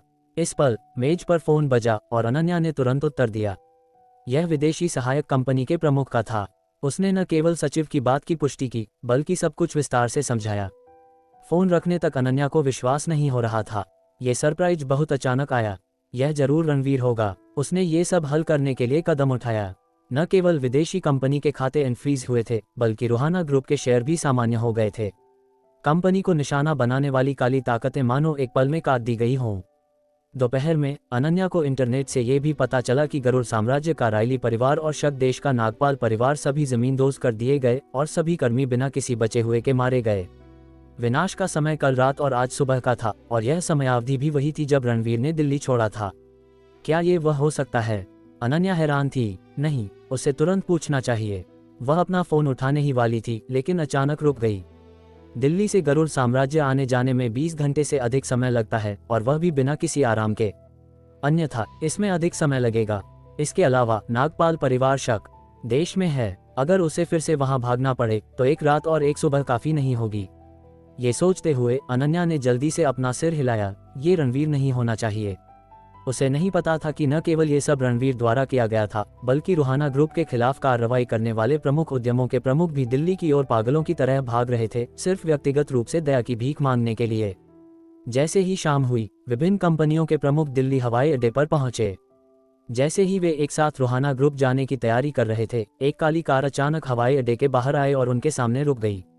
तुरंत एक व्यक्ति कार से बाहर निकला, बेजोड़ स्वभाव के साथ। दिल्ली में आप सभी का स्वागत है, युवक ने मुस्कुराते हुए कहा। तुम कौन हो? इन व्यापारिक दिग्गजों ने अनिश्चितता से पूछा। रणवीर रायचंद। हिस, ये नाम सुनकर ये व्यापारिक दिग्गज अपने दिलों में कांप उठे और उनके पूरे शरीर में सिहरन दौड़ गई। वे यहाँ पहुंचे और रणवीर सीधे दिखाई दिया। ये दर्शाता है कि वह हर किसी के ठिकाने को अपनी हथेली की तरह जानता था। अगर वह उन्हें मारना चाहता तो ये बेहद आसान होता। धड़ाम धड़ाम धड़ाम। एक पल में व्यापार जगत पर राज करने वाले ये दिग्गज जमीन पर घुटने टेक बैठे। मिस्टर रायचंद, कृपया हमें माफ कर दें, ये सब रायली था। रणवीर ने सीधे संकेत देने के लिए अपना हाथ उठाया और हर कोई तुरंत चुप हो गया। मैं यहाँ आपके स्पष्टीकरण सुनने के लिए नहीं, बल्कि आपसे कुछ करने के लिए कहने आया हूँ। मिस्टर रायचंद, कृपया हमें निर्देश दें, हम निश्चित रूप से करेंगे। सबने कहा। रायली और नागपाल के नष्ट होने के उदाहरणों के साथ कौन सहमत नहीं होने की हिम्मत करेगा? सबसे पहले आपकी सभी कंपनियां जिन्होंने कार्रवाई की, उन्हें बिना शर्त रुहाना ग्रुप के अधीन होना होगा। जहां तक विशेष रूप से इसे कैसे करना है, आप जा सकते हैं और रुहाना ग्रुप से खुद बात कर सकते हैं। दूसरा, रुहाना ग्रुप जाने के बाद वह मत कहना जो नहीं कहा जाना चाहिए, जैसे कि मैंने रायली को नष्ट कर दिया और आपसे मिलने आया। अंत में मैं आपको फिर से याद दिला दूं, रुहाना ग्रुप की यात्रा आपके जीवन और मृत्यु से संबंधित है। यह इस पर निर्भर करता है कि आप कैसा प्रदर्शन करते हैं। Good luck. रणवीर के बोलने के बाद वह मुड़ा और कार में दाखिल हुआ और फिर वहां से चला गया। जाओ, जल्दी रुहाना ग्रुप चलो, एक बॉस जोर से चिल्लाया और फिर लोगों का एक समूह तेजी से निकल पड़ा। केवल राहगीर बचे थे, उन्हें उलझन भरी नजरों से देखते हुए, जैसे कि वे पागलों को देख रहे हों। इन उद्यम मालिकों को परवाह नहीं थी कि दूसरे क्या सोचते हैं। ये जीवन के खिलाफ दौड़ थी और लापरवाही के लिए कोई जगह नहीं थी। और कुछ ही देर बाद रुहाना ग्रुप मुख्यालय के नीचे एक चौंकाने वाला दृश्य दिखाई दिया। कुल मिलाकर 1 दर्जन या उससे अधिक अच्छी तरह से कपड़े पहने हुए विदेशी जमीन पर घुटने टेक रहे थे। इन लोगों के सामने अनन्या शर्मा थी। वह इतनी डरी हुई थी कि उसे समझ नहीं आ रहा था कि क्या कहे। कुछ समय पहले रिसेप्शन ने अचानक उसे सूचित किया कि कई विदेशी उसे ढूंढ रहे हैं। अनन्या के बाहर आने के बाद उसने ये दृश्य देखा। द यान ट्रस्ट के महाप्रबंधक, न्यू वर्ल्ड वेल्थ के संस्थापक, रोड्स फंड के अध्यक्ष, मकवाना परिवार के वर्तमान प्रमुख। जब इन लोगों की पहचान उजागर हुई तो अनन्या का चेहरा और भी हैरान हो गया। रोहाना ग्रुप के कर्मचारी भी हक्का बक्का रह गए। इनमें से हर नाम व्यापार जगत में एक किंवदंती है। वे सभी प्रसिद्ध शीर्ष टाइकून हैं जिन्हें आमतौर पर केवल टीवी और समाचार पत्रों में देखा जा सकता है। इस पल वे सब यहाँ घुटने टेक रहे हैं। यह अविश्वसनीय है। अध्याय 319 समस्या हल। हम खास तौर पर अनन्या शर्मा मैडम से माफी मांगने आए हैं, हमें माफ कर दें। देवताओं ने एक साथ कहा। ये इसी मामले के लिए था। अनन्या शर्मा को अचानक समझ आ गया, लेकिन ये अभी भी बहुत झकझोर देने वाला था। विक्रम की जांच के नतीजों के मुताबिक ये वही कंपनियां थीं जिन्होंने रोहाना ग्रुप पर हमला किया था। महज एक दिन से ज्यादा में वे खुद दिल्ली आकर घुटने टेक कर माफी मांग रहे थे। अनन्या शर्मा को ये सब सपने जैसा लग रहा था। हालांकि अनन्या शर्मा ने रोहाना ग्रुप संभाला था और अब पूर्व देश की नंबर 1 खूबसूरत सीईओ थी, लेकिन उन्होंने कभी ऐसा मामला संभाला नहीं था। उन्होंने तुरंत रणवीर रायचंद को फोन किया, पूछना चाहा कि इसे कैसे सुलझाएं। रणवीर रायचंद ने फोन उठाया तो सिर्फ एक वाक्य कहा, खुद ही संभाल लो। ये आदमी। अनन्या शर्मा ज्यादा कुछ कह न सकी और हिम्मत करके खुद ही सुझाने लगी। हरिशिखर विला में रणवीर रायचंद रूही के साथ आंगन में खेल रहे थे। रणवीर रायचंद ने रोहाना ग्रुप में गलती मानने गए उन व्यापारिक दिग्गजों को दिल से नहीं लिया। वे तो बस छोटी मछलियां थे, इसलिए अनन्या को खुद संभालने दिया। सिर्फ ठाकुर मठ जैसा ही रणवीर रायचंद का असली दुश्मन था, जिसे खुद ही सुलझाना था। लेकिन अभी तक कोई खबर नहीं आई थी। पता नहीं मुख्यालय ढूंढा या नहीं। एक और चीज जो उन्हें परेशान कर रही थी वो थी राशि का ठिकाना। ये सबसे जरूरी बात थी जो रणवीर रायचंद के दिल पर भारी थी। राशि को ढूंढने की तुलना में ठाकुर मठ कुछ भी नहीं था। उन्हें उम्मीद थी कि जल्दी खबर आए। शाम 8 बजे तक रणवीर रायचंद को अचानक एक फोन आया। विक्रम का था। मालिक, 15 कंपनियों के प्रतिनिधियों ने रोहाना ग्रुप के साथ करार पर दस्तखत कर दिए हैं और बिना शर्त रोहाना ग्रुप में विलय हो गए हैं। सब चले गए हैं। काफी आज्ञाकारी हैं, बस थोड़ी सी सजा दी, रणवीर रायचंद ने कहा। सावधानी के लिए उन्होंने विक्रम को अंधेरे में नजर रखने भेजा था। जी, विक्रम ने मान लिया और फोन काट दिया। इसी वक्त काली रात में 15 कंपनियों के प्रतिनिधि हवाई अड्डे की ओर भागे जा रहे थे। सबने राहत की सांस ली। आखिरकार अनन्या मैडम की माफी मिल गई। रणवीर रायचंद की पत्नी होने के नाते अनन्या शर्मा की माफी मिलना यानी रणवीर रायचंद की माफी मिलना। अब कुछ नहीं होना चाहिए ना। हालांकि कंपनियां छोड़ दी, लेकिन जान बच गई। स्क्रीच। अचानक ब्रेक की तेज आवाज आए और सारी गाड़ियां रुक गईं। क्या हुआ? सबने सिर बाहर निकाल कर देखा। रात के अंधेरे में सड़क के बीचों बीच एक तगड़ा आदमी खड़ा था, हाथ में उन्मत्त खड्ग से खेल रहा था। बस एक आदमी खड़ा था, मानो पहाड़ सा, जोरदार दबाव दे रहा था। जान बचने की बधाई, लेकिन सजा के तौर पर कंपनी छोड़ना काफी नहीं। याद रखने के लिए कुछ और छोड़ना पड़ेगा। ठंडी आवाज आए और वो आदमी पल भर में दौड़कर आ गया। आखिरकार चेहरा साफ दिखा। विक्रम था। क्या रणवीर सर ने आपको भेजा है? ये लोग बुरी तरह डर गए। पल भर में विक्रम गाड़ियों के सामने पहुंच गया और उन्मत्त खड्ग बार बार गिरता गया। Puff puff puff. 15 प्रतिनिधियों की एक एक बांह कट गई और काली रात में चीखें गूंजी। ये छोटी सी सजा है। आगे से आंखें बंद करके गलत काम मत करना, वरना सिर्फ बांह नहीं टूटेगी, सीधे पर लोग भेज दूंगा, विक्रम ने ठंडे स्वर में कहा और फिर अंधेरे में गायब हो गया। ये प्रतिनिधि डर से कांप रहे थे, लेकिन गुस्सा दिखाने की हिम्मत नहीं थी, बल्कि जोर से चिल्लाए, आगे से हम रणवीर सर का सम्मान करेंगे। दिल्ली की ये यात्रा मौत के मुंह से बचकर निकलना थी। जान बच गई, ये काफी था। कंपनी छोड़ना और बांह गंवाना कुछ भी नहीं। पल भर में गाड़ियां मुड़ी और सीधे अस्पताल की ओर भागी। ... जल्दी ही विक्रम हरिशिखर विला लौट आया। मालिक, हो गया। ओह, रणवीर रायचंद ने हल्के से सिर हिलाया, ज्यादा तवज्जो नहीं दी। इस मामले की असली साजिश करने वाले थे रायली परिवार और नागपाल परिवार। ये कंपनियां भले बड़ी हों, सिर्फ मोहरे थे। अपनी ताकत से इन्हें नेस्तनाबूद करना ज्यादा प्रतिक्रिया होती। फायदा उठाकर रोहाना ग्रुप में शामिल करना ज्यादा फायदेमंद था और नुकसान से कहीं बेहतर। विक्रम के लौटने के थोड़ी देर बाद हरिशिखर विला में एक गाड़ी भी आई। रूही, चल, मम्मी आ गई। रणवीर रायचंद रूही को लेकर स्वागत करने गए। अनन्या शर्मा ने जल्दी से गाड़ी का दरवाजा खोला और रणवीर रायचंद की बाहों में समा गईं। रणवीर, मुझे बहुत खुशी हो रही है। पता है आज क्या हुआ? क्या हुआ? रणवीर रायचंद ने अनजान बनकर पूछा। रोहाना ग्रुप पर हमला करने वाली बड़ी बड़ी कंपनियों के मुखिया सब माफी मांगने आए। अब कंपनी की सारी समस्याएं हल हो गईं। बहुत अच्छा लगा, अनन्या शर्मा खुशी से बोली। सिर्फ रणवीर रायचंद के सामने ही वे बच्ची जैसी हो जाती थीं। आमतौर पर कंपनी में तो सक्षम सीईओ थीं। ऐसा है, अच्छा है, रणवीर रायचंद ने मुस्कुराकर कहा। अनन्या शर्मा के चेहरे की मुस्कान तुरंत गायब हो गई और शक से बोली, रणवीर तुम इतने शांत क्यों हो? कुछ छुपा रहे हो ना? बेवकूफ़ लड़की, भूल गई कि इन लोगों के रूहाना ग्रुप आने के बाद तुमने मुझे फ़ोन किया था। रणवीर रायचंद हंसकर बोले। हाँ, अनन्या शर्मा को तुरंत याद आया, फिर चेहरा लाल हो गया। सच में शर्मिंदगी वाली बात थी। खुशी में भूल गई थी, लेकिन फिर भी ठीक नहीं। दोपहर के लंच में तुमने कहा था कि मामला लगभग सुलझ गया, फिर दोपहर में कंपनी के सारे विदेशी अकाउंट फ्रीज हो गए, स्टॉक भी नॉर्मल हो गया और शाम को उन कंपनियों के मुखिया सब माफ़ी मांगने आए। इतनी संयोग कैसे हो सकता है? तुमने ही किया ना? अनन्या शर्मा अभी भी शक भरी नज़रों से देख रही थी, पूछताछ वाली हवा में। मैंने पीछे से थोड़ी ताकत लगाई थी, रणवीर रायचंद छुपा न सके और ठुड्डी सहलाते हुए बोले। तो रायली परिवार और नागपाल परिवार को भी तुमने ही नेस्तनाबूद किया? अनन्या शर्मा ने सीधे पूछ लिया। रणवीर रायचंद बोल न सके। अरे यार, फंस गए। मान ले तो यानी जयपुर जाकर ओबरॉय परिवार ढूंढने का झूठ भी मानना पड़ेगा। दोनों बड़े परिवारों ने बहुत पाप किए हैं, जरूर किसी और ने बर्दाश्त न कर सके, रणवीर रायचंद लापरवाही से बोले।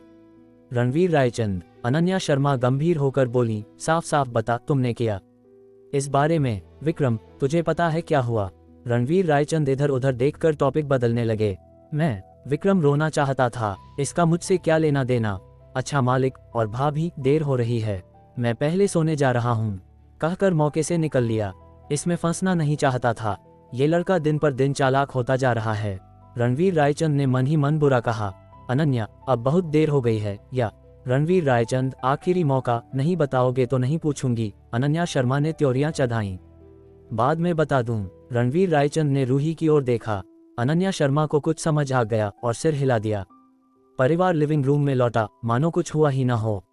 रूही के सो जाने के बाद अनन्या शर्मा लिविंग रूम में आई। सिल्क की स्लिप नाइट ड्रेस पहने, बर्फ जैसे कंधे और 2 पतली टांगें दिख रही थीं। फिर सोफे पर बैठ गईं, हल्की खुशबू फैल रही थी।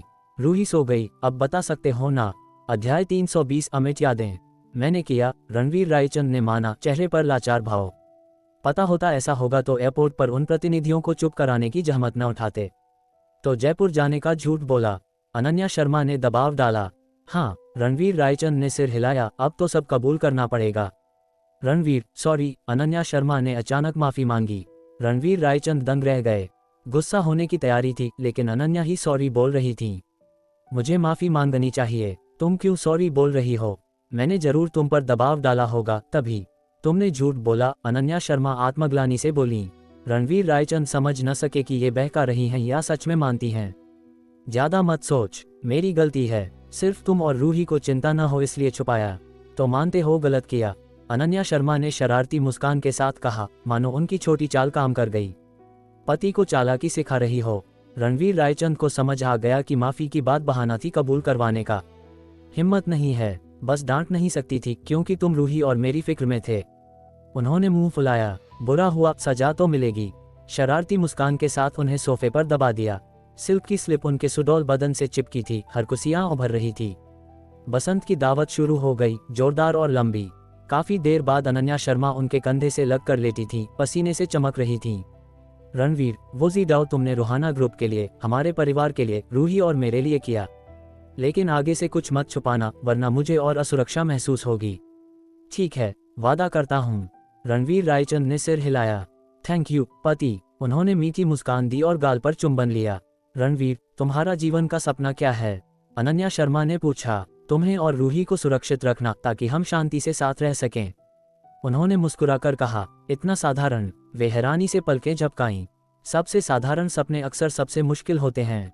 उनकी आंखें ठंडी हो गईं। रायली और नागपाल नेस्तनाबूद हो चुके, लेकिन ठाकुर मठ अभी आर्यावर्त में छुपा है।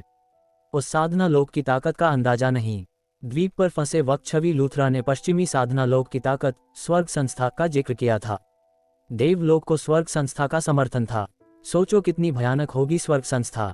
रणवीर रायचंद सांसारिक जगत के शिखर पर हैं, लेकिन साधना लोक के बारे में बहुत कम जानते हैं। वहां पहले से दुश्मनी हो चुकी है, भविष्य अनिश्चित है। उस पर एक और दुश्मन आ गया, अंधार जगत का एजेंट अनंत अंधेरा। नागपाल परिवार के पतन के बाद अनंत अंधेरा ने उन्हें अंधेरी वेब पर अनिवार्य हत्या का लक्ष्य बना दिया। टक्कर तय है और जोरदार होगी।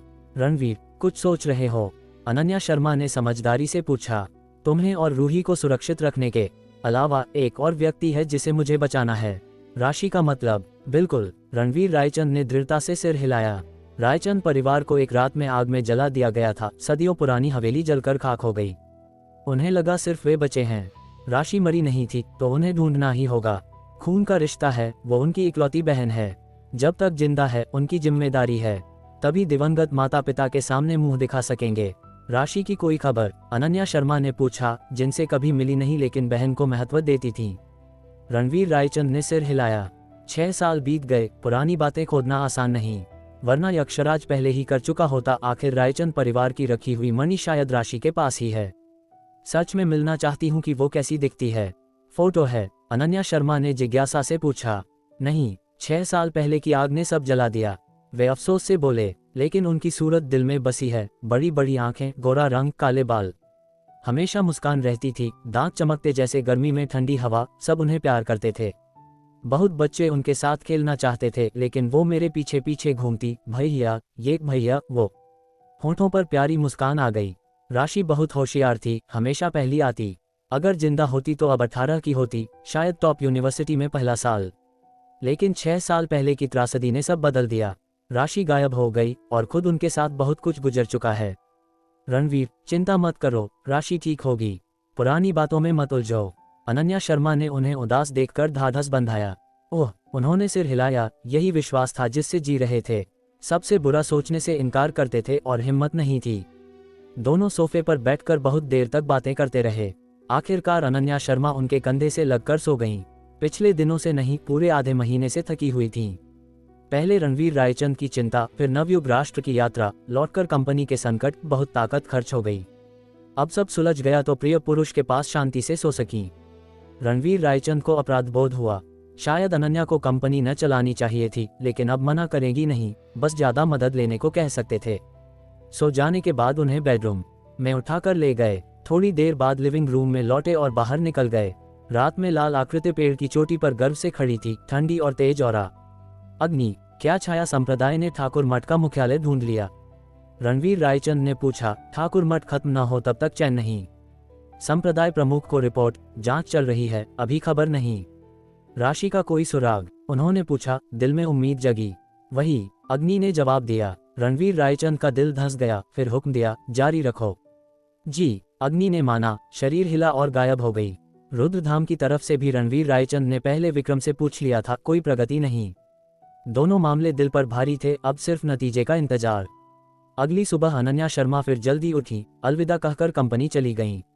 ओह हाँ, जाने से पहले अचानक याद आया और शिखर ब्लैक कार्ड रणवीर रायचंद को लौटा दिया। थैंक्स, जो खर्च किया वो बाद में इस कार्ड में ट्रांसफर कर दूंगी। बस करो, सब हमारा पैसा है, इतना हिसाब क्यों? रणवीर रायचंद ने लाचार मुस्कान दी। तो मैं चली। अनन्या शर्मा ने हाथ हिलाया। नाश्ता देगची में है, रूही उठे तो दोनों याद से खा लेना। इतनी सुबह उठकर नाश्ता भी बनाया। रणवीर रायचंद के दिल में गर्माहट फैल गई। अनन्या शर्मा को विदा करके रणवीर रायचंद घर पर रूही का ख्याल रखने लगे। नाश्ता होने के बाद रणवीर रायचंद ने लोहित को बुलाया। लोहित, मनस्वी तलवार अभी भी तेरे पास है ना? है, क्या हुक्म है? धाम प्रमुख, लोहित ने पूछा। जांच के लिए ले जा, पता करो कुछ निकल सकता है कि नहीं। रणवीर रायचंद ने कहा। समझ गया। लोहित ने सिर हिलाया और तुरंत गया। मनस्वी तलवार नवयुग राष्ट्र में मेहता परिवार को नेस्तनाबूद करने के बाद मिली थी। मनस्वी विद्या मीरा दी को दे दी, सिर्फ तलवार रखी थी। तलवार असाधारण थी। रिकोदर तलवार के कई वार सहकर भी खरोंच नहीं आई। शमशेर सिंह की तेजस्वी तलवार से कहीं बेहतर। निश्चित रूप से खजाना थी। इसलिए रणवीर रायचंद आधुनिक तकनीक से जांच करवाना चाहते थे कि क्या सामग्री ही वजह है। फिर करण से संपर्क किया, शिखर संसद पर नजर रखने को कहा। आर्यावर्त की गुप्त संस्था होने के नाते शिखर संसद कम जानी जाती थी, लेकिन बहुत प्रभावशाली इंद्रप्रस्थ के राजवंश की रणनीति सकल इसे अस्थिर नहीं होने देना था। लक्ष्मण चतुर्वेदी के नेतृत्व वाली गद्दार गुट अगर नई हरकत न करे तो ठीक, जैसे ही खतरनाक संकेत दिखे तुरंत नेस्तनाबूद करना था। आखिर आचार्य महावीर और बाकी बुजुर्ग अभी नजरबंद थे और लगातार खतरे में। शिखर संसद के प्रति रणवीर रायचंद के भाव जटिल थे। जब उन्होंने संन्यास लिया था, शिखर संसद ने खुद आगे आकर हर तरफ समझौता करवाया था। रुद्रधाम और रणवीर रायचंद खुद पीछे हटेंगे। 10 राज्य गठबंधन के नाश के बाद बाकी साम्राज्यों का डर शांत होगा। उस व्यवहार में उन्हें कम सम्मान मिला था। उस पर कुछ साल पहले शिखर संसद में बड़ा हंगामा किया था। दोनों तरफ रंजिश थी। फिर भी शिखर संसद के आचार्य महावीर और कुछ पुराने कट्टरपंथियों के प्रति रणवीर रायचंद को सम्मान था। सिद्धांत की बात पर ये जिद्दी बुजुर्ग हमेशा आर्यावर्त के हित पहले रखते थे, ये शिखर संसद का अंतिम कारण था। इसलिए विचार भिन्न होने पर भी रणवीर रायचंद आचार्य महावीर गुट का बहुत सम्मान करते थे और उन्हें नुकसान नहीं पहुंचने देना चाहते थे। लेकिन अभी शिखर संसद पर हाथ डालने का सही वक्त नहीं था। शिखर संसद के पीछे ठाकुर मठ था। पहले ठाकुर मठ को चलो, लक्ष्मण चतुर्वेदी का सहारा छीनो, तब एक झटके में नेस्तनाबूद करो। ये थी रणवीर रायचंद की योजना। आने वाले दिन शांति से गुजरे। रोहाना ग्रुप की मुसीबतें पूरी तरह सुलझ गईं। नई प्राथमिकता थी अधीनस्थ कंपनियों को एकीकृत करना। इन्हें पूरी तरह हड़पना लंबी प्रक्रिया थी। ये निगम बहुत विशाल थे, लेकिन एक बार रोहाना ग्रुप का पूरा नियंत्रण हो जाए तो पूर्व देश के दिग्गज से सीधे आर्यावर्त, यहाँ तक कि दुनिया के अग्रिम पंक्ति में आ जाएगा। ट्रिलियन से शुरू संपत्ति। रणवीर रायचंद भी उस दिन का इंतजार कर रहे थे। हालांकि पुराना रायचंद परिवार खत्म हो गया, लेकिन वर्तमान एक नई चमक पर पहुंच गया। 6 साल पहले उस रात रायचंद परिवार के साथ खड़े और गिरे हर व्यक्ति को हिसाब। पिता, माता और पूरे रायचंद परिवार नीचे 9 झरनों में चैन से रहो। मैंने रायचंद परिवार को आगे बढ़ाया, रणवीर रायचंद ने मन में बुदबुदाया। ठाकुर मठ, शिखर संसद, पश्चिमी साधना लोक की सबसे ताकतवर स्वर्ग संस्था और अंधार जगत का प्रतिनिधि अनंत अंधेरा, सब शांत थे। रणवीर रायचंद के रायली और नागपाल को कुचलने के बाद हर तरफ खामोशी छा गई। हालांकि दुनिया भर में रोजाना अनगिनत लोग रणवीर रायचंद की बात करते थे, लेकिन खुद वे पूरी तरह आराम से थे, रूही के साथ खेलते। यहाँ तक कि रूही को किंडरगार्टन छोड़ना और लेना भी संभालते। सौभाग्य से पहचान छुपाई थी, धूप का चश्मा और टोपी लगाकर थोड़ा छद्म। न किंडरगार्टन टीचरों को पता था, न किसी और को कि वे कौन हैं, न रूही की पृष्ठभूमि। इससे बहुत परेशानी बची। रणवीर रायचंद नहीं चाहते थे कि रूही बड़ा होकर खुद को आम बच्चों से अलग समझे, ये उसके विकास के लिए अच्छा नहीं। फिर भी छोड़ते या लेते वक्त उनकी अलौकिक ऑरा से कुछ दूसरी मानें आकर्षित हो जाती थीं। 20 की युवतियां भी और 30 की परिपक्व भी बच्चे पालने की बातों के बहाने खाना साथ खाने का न्योता देती। रणवीर रायचंद सिर्फ मुस्कुराकर विनम्रता से मना कर देते। रूही का ख्याल रखने के अलावा बाकी वक्त साधना में लगाते। साधना लोक के अस्तित्व का पता चलने के बाद रणवीर रायचंद पहले से ज्यादा मेहनत कर रहे थे। जानते थे कि आने वाले दुश्मन पुराने जैसे नहीं होंगे। 5 दिन बाद लोहित मनस्वी तलवार लेकर लौटा। धाम प्रमुख, जांच पूरी। बोलते वक्त उनका चेहरा अजीब सख्त था, मानो कुछ हैरान करने वाला हुआ हो। क्या हुआ? रणवीर रायचंद की नजर तेज हो गई। खुद देखोगे तो समझ आएगा। लोहित ने मनस्वी तलवार और प्रोफेशनल जांच रिपोर्ट सौंपी। रणवीर रायचंद ने तलवार रखी और रिपोर्ट खोली। विभिन्न सूचकांक और विस्तृत विश्लेषण थे। पहली नजर में जटिल लगे, लेकिन समझना मुश्किल नहीं। ये कैसे हो सकता है? रणवीर रायचंद ने त्योरियां चढ़ाई। अब समझ आए कि लोहित का चेहरा क्यों अजीब था। नतीजों के मुताबिक मनस्वी तलवार साधारण परिष्कृत लोहे से बनी थी। डेटा दिखाता था कि लोहे में भी उच्च ग्रेड नहीं। साधारण परिष्कृत लोहे की तलवार इतनी ताकतवर कैसे हो सकती, वो भी वृकोदर तलवार के वार सहकर। यानी तलवार की खासियत का दूसरा कारण था। रिपोर्ट के अंत में नोट जोड़ा था। जांच के दौरान हालांकि ब्लेड साधारण परिष्कृत लोहे का है, लेकिन बहुस्तरीय सूक्ष्म निरीक्षण में तलवार का हर हिस्सा बिना एक कण के अंतर के पूरी तरह फिट है, जिससे धार बहुत बढ़ जाती है। ऐसे स्तर तक पहुंचने के लिए तलवार को कम से कम 10 लाख चक्रों की बार बार बुझाए और कठोर तापमान संतुलन से गुजरना पड़ा होगा, और शायद अन्य अज्ञात तरीके। संक्षेप में, फोर्जिंग तकनीक अत्यंत दुर्लभ है। 10 लाख से ज्यादा बुझाई चक्र और बेहतरीन तापमान संतुलन। वो नोट देखकर रणवीर रायचंद भी हैरान रह गए। जरूरी मेहनत बहुत थी। लैब ने पुष्टि की कि अन्य अज्ञात फोर्जिंग तरीके भी शामिल थे जिससे ये ब्लेड बना। हालांकि कच्चा माल साधारण परिष्कृत लोहा था, लेकिन इसे इतनी तेज धार तक तपा गया था। अध्याय 322 दरवाजे पर धन्यवाद यात्रा। लेकिन मनस्वी तलवार की ताकत सिर्फ फोर्जिंग तकनीक तक सीमित नहीं। वृकोदर तलवार की पारे की कोर के वार सहना धार से नहीं जुड़ा। धाम प्रमुख, रिपोर्ट लेने गया था तो जिम्मेदार व्यक्ति ने कुछ कहा जो दिल में अटक गया। लोहित ने अचानक कहा। क्या कहा? उन्होंने कहा कि जांच के दौरान ब्लेड पर एक अज्ञात ऊर्जा महसूस हुई जिसे कोई उपकरण पकड़ न सका। वो लगभग जीवित प्राणी जैसी व्यवहार कर रही थी। दोहराते वक्त लोहित को भी ठंडक लगी। धाम प्रमुख, क्या लगता है इस तलवार पर कोई गंदी चीज चिपकी है? रणवीर रायचंद ने आंखें घुमाई। तू रुद्रधाम का अष्टनाग राजा है, इतना डरपोक? लोहित ने सिर खुजलाया, शर्मिंदा। लेकिन धाम प्रमुख, जांचकर्ता का मतलब क्या था? रणवीर रायचंद ने तुरंत जवाब नहीं दिया।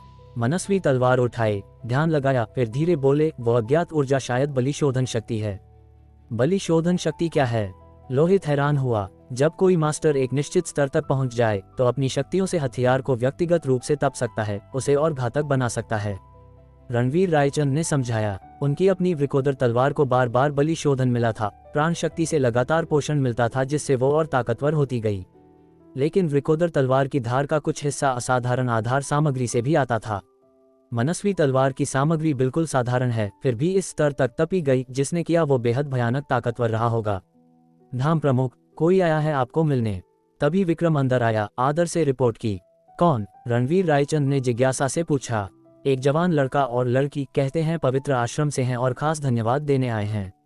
वे ही। दिल में हलचल हुई। रणवीर रायचंद ने मनस्वी तलवार म्यान में डाली और विक्रम व लोहित को लेकर बाहर गए। विला गेट पर खड़ा सुंदर जोड़ा उत्सुकता से भरा था। तुम यहाँ कैसे? रणवीर रायचंद ने पूछा। छवि लूथरा और उनके सीनियर भाई समीर नारंग थे। रणवीर रायचंद को देखते ही छवि लूथरा मुस्कुराए और मीठे स्वर में बोली, भैया रणवीर। रणवीर सर, नमस्ते। मैं समीर नारंग नाम जानता हूँ, छवि ने बताया था। रणवीर रायचंद ने मुस्कुराकर बीच में काटा। समीर नारंग खुश हो गए। मुझे जानते हैं, सम्मान की बात है। मैं खुद पवित्र आश्रम जाने वाला था, सोचा नहीं था तुम आओगे। क्या काम है? रणवीर रायचंद ने पूछा। धन्यवाद देने आए हैं। आपके बिना छवि खतरे में पड़ जाती। और मुझे भी। जब ठाकुर मठ के विशेषज्ञ ने रस्सी की सीढ़ी काटी, आपके धक्के से मुझे हेलीकॉप्टर तक पहुंचने का मौका मिला। समीर नारंग ने झुककर सच्चे दिल से कहा। भैया रणवीर, बहुत बहुत शुक्रिया, छवि लूथरा ने भी कहा, हाथ जोड़कर। नवयुग राष्ट्र पहुंचकर इतनी जल्दी अलग हुए थे कि धन्यवाद न कह सकी थी। तुमने ठाकुर मठ के खिलाफ मेरी मदद की, बदले में मदद करना बनता था, इतनी औपचारिकता की जरूरत नहीं। रणवीर रायचंद ने हाथ हिलाकर टाला, फिर न्योता दिया, मेहमान हो, अंदर आओ। बहुत धन्यवाद, समीर नारंग ने विनम्रता से कहा और छवि लूथरा के साथ विला में कदम रखा। बैठने के बाद रणवीर रायचंद ने विक्रम को चाय डालने को कहा। कुछ औपचारिक बातों के बाद छवि लूथरा रोक न सकी। भैया रणवीर, सुना है लौटते ही तुमने ठाकुर मठ का एक और असुर मार दिया। सही है, ठाकुर मठ ने विदेशी ताकतों से मिलकर पूर्व देश की मेरी संपत्ति पर हमला किया, खुदकुशी थी। रणवीर रायचंद की आवाज ठंडी हो गई। पुष्टि सुनकर छवि लूथरा और समीर नारंग दोनों हैरान रह गए। ठाकुर मठ के 4 असुर हैं, सब शक्ति ब्रह्म स्तर के विशेषज्ञ, साधना लोक के टॉप योद्धा। 3 पहले ही रणवीर रायचंद के हाथों मारे जा चुके, ये चौंकाने वाला था। रणवीर सर, ठाकुर मठ मणि के लिए काल सागर गया था, 2 असुर गंवाकर कुछ नहीं पाया। अब पूर्व देश में तुमने एक और मारा, लक्ष्य अधूरा और इतने नुकसान, वे चुप नहीं बैठेंगे, समीर नारंग ने गंभीरता से कहा। भैया रणवीर, हम सिर्फ धन्यवाद देने नहीं आए, बल्कि सुना कि ठाकुर मठ गुस्से में है और तुम्हारी हत्या का मौका ढूंढ रहा है। छवि लूथरा ने चिंता से कहा। तो मुझे चेतावनी देने आए हो? रणवीर रायचंद ने पूछा। दोनों ने एक साथ सिर हिलाया। ठाकुर मठ बेहद ताकतवर है, हम जानते हैं तुम शक्ति ब्रह्म स्तर तक पहुंच गए हो, लेकिन सीधा मुकाबला अभी भी खतरनाक है, समीर नारंग ने चेताया। क्या सुझाव है? रणवीर रायचंद ने पूछा। आने से पहले पवित्र आश्रम के उच्चाधिकारियों से बात की, अगर ठाकुर मठ हिले तो आश्रम आगे आकर रोक सकता है। डर ये कि गुस्से में ठाकुर मठ पवित्र आश्रम को भी सम्मान न दे।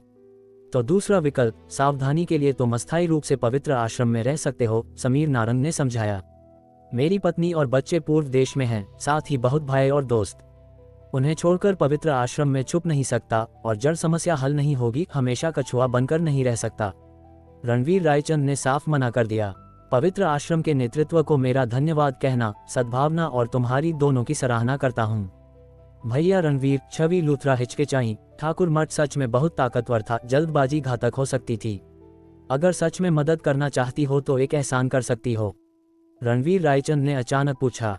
क्या एहसान? ठाकुर मठ का मुख्यालय कहाँ है, बता दो। समीर नारंग और छवि लूथरा तन गए। क्या करने वाले हो? ठाकुर मठ को नेस्तनाबूद करना, रणवीर रायचंद ने ठंडे स्वर में कहा। हिस, दोनों ने ठंडी सांस ली।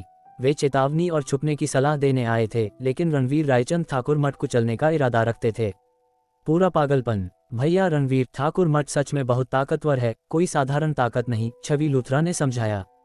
रणवीर सर, हम तुम पर शक नहीं कर रहे, लेकिन तुम्हारी सुरक्षा के लिए साफ कहना पड़ रहा है। ठाकुर मठ पर सीधा हमला मौत को गले लगाने जैसा है, समीर नारंग ने स्पष्ट कहा। रणवीर रायचंद को खतरा समझना था। जो मेरे खिलाफ है उसका रास्ता सिर्फ मौत पर खत्म होता है, ठाकुर मठ भी अपवाद नहीं। मैं पहले से उनका मुख्यालय ढूंढ रहा हूं, अभी खबर नहीं। तुम्हारा आना सही वक्त पर हुआ, अगर पता है तो बता दो। रणवीर रायचंद की दृढ़ता अटल थी। समीर नारंग और छवि लूथरा समझ गए कि मजाक नहीं कर रहे, सच में ठाकुर मठ मिटाने का इरादा है। ये विचार पागलपन था। साधना लोक की शिखर ताकत को बाहर का व्यक्ति नेस्तनाबूद करने चले, परिणाम जो भी हो, साधना लोक में भूचाल आ जाएगा। नहीं, नहीं जा सकते। छवि लूथरा फट पड़ी। तुमने मेरी जान बचाई, मैं देख नहीं सकती कि तुम मौत के मुंह में चलो। रणवीर रायचंद मुस्कुराए। जानता हूं तुम्हारा मतलब अच्छा है, लेकिन कौन कहता है कि मैं मरने जा रहा हूं। लेकिन उन्होंने फिर कोशिश की। तभी लोहित बाहर से अंदर आया। धाम प्रमुख, कोई और आया है आपको मिलने। अध्याय 323। मेहता कुल का सदस्य आया। क्या दिन है, इतने लोग मिलने आ रहे हैं। रणवीर रायचंद हैरान रह गए। बाहर चलकर देखो। ... बाहर पहुंचे तो विला प्रवेश द्वार पर चांदी बालों वाला बुजुर्ग खड़ा था। ग्रे जोंगशान सूट पहने, कनपटियां धसी हुई, नजर तेज, स्पष्ट था कि आंतरिक कौशल का मास्टर और काफी ताकतवर।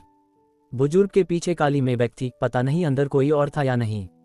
जल्दी रणवीर रायचंद को बुलाओ मुझसे मिलने। चांदी बालों वाले बुजुर्ग ने जोर से चिल्लाया। भयानक औरा छोड़ी। तुम कौन हो, कितनी बदतमीजी। नागराजा विक्रम ने त्योरियां चढ़ाईं। तुम क्या चीज हो जो मेरी पहचान पूछने की हिम्मत करो। बुजुर्ग ने घमंड से कहा। सुन लो, मैं रुद्रधाम का नागराजा विक्रम हूँ, अष्ट नागराजाओं का प्रमुख। ये धाम प्रमुख का घर है, यहाँ चिल्लाने की इजाजत नहीं। नागराजा विक्रम ने ठंडे स्वर में कहा। सोचा था कोई बड़ा आदमी होगा, लेकिन सिर्फ रुद्रधाम का नागराजा। तुम मुझसे बात करने लायक नहीं, अपने धाम प्रमुख को बुलाओ। चांदी बालों वाले बुजुर्ग ने घमंड से कहा। विक्रम को आंखों में नहीं लिया। कितना घमंड। नागराजा विक्रम का चेहरा ठंडा पड़ गया। पहली बार किसी ने रुद्रधाम के नागराजा को इतना नजरअंदाज किया था। जैसे ही सबक सिखाने वाले थे, रणवीर रायचंद ने रोका और खुद आगे बढ़े। मुझे कौन ढूंढ रहा है। रणवीर रायचंद आखिर निकले। चांदी बालों वाले बुजुर्ग ने ठंडा हंकारा भरा। तुम मुझसे बात करने लायक नहीं, गाड़ी में बैठे व्यक्ति को बाहर बुलाओ। रणवीर रायचंद ने उदासीन स्वर में कहा।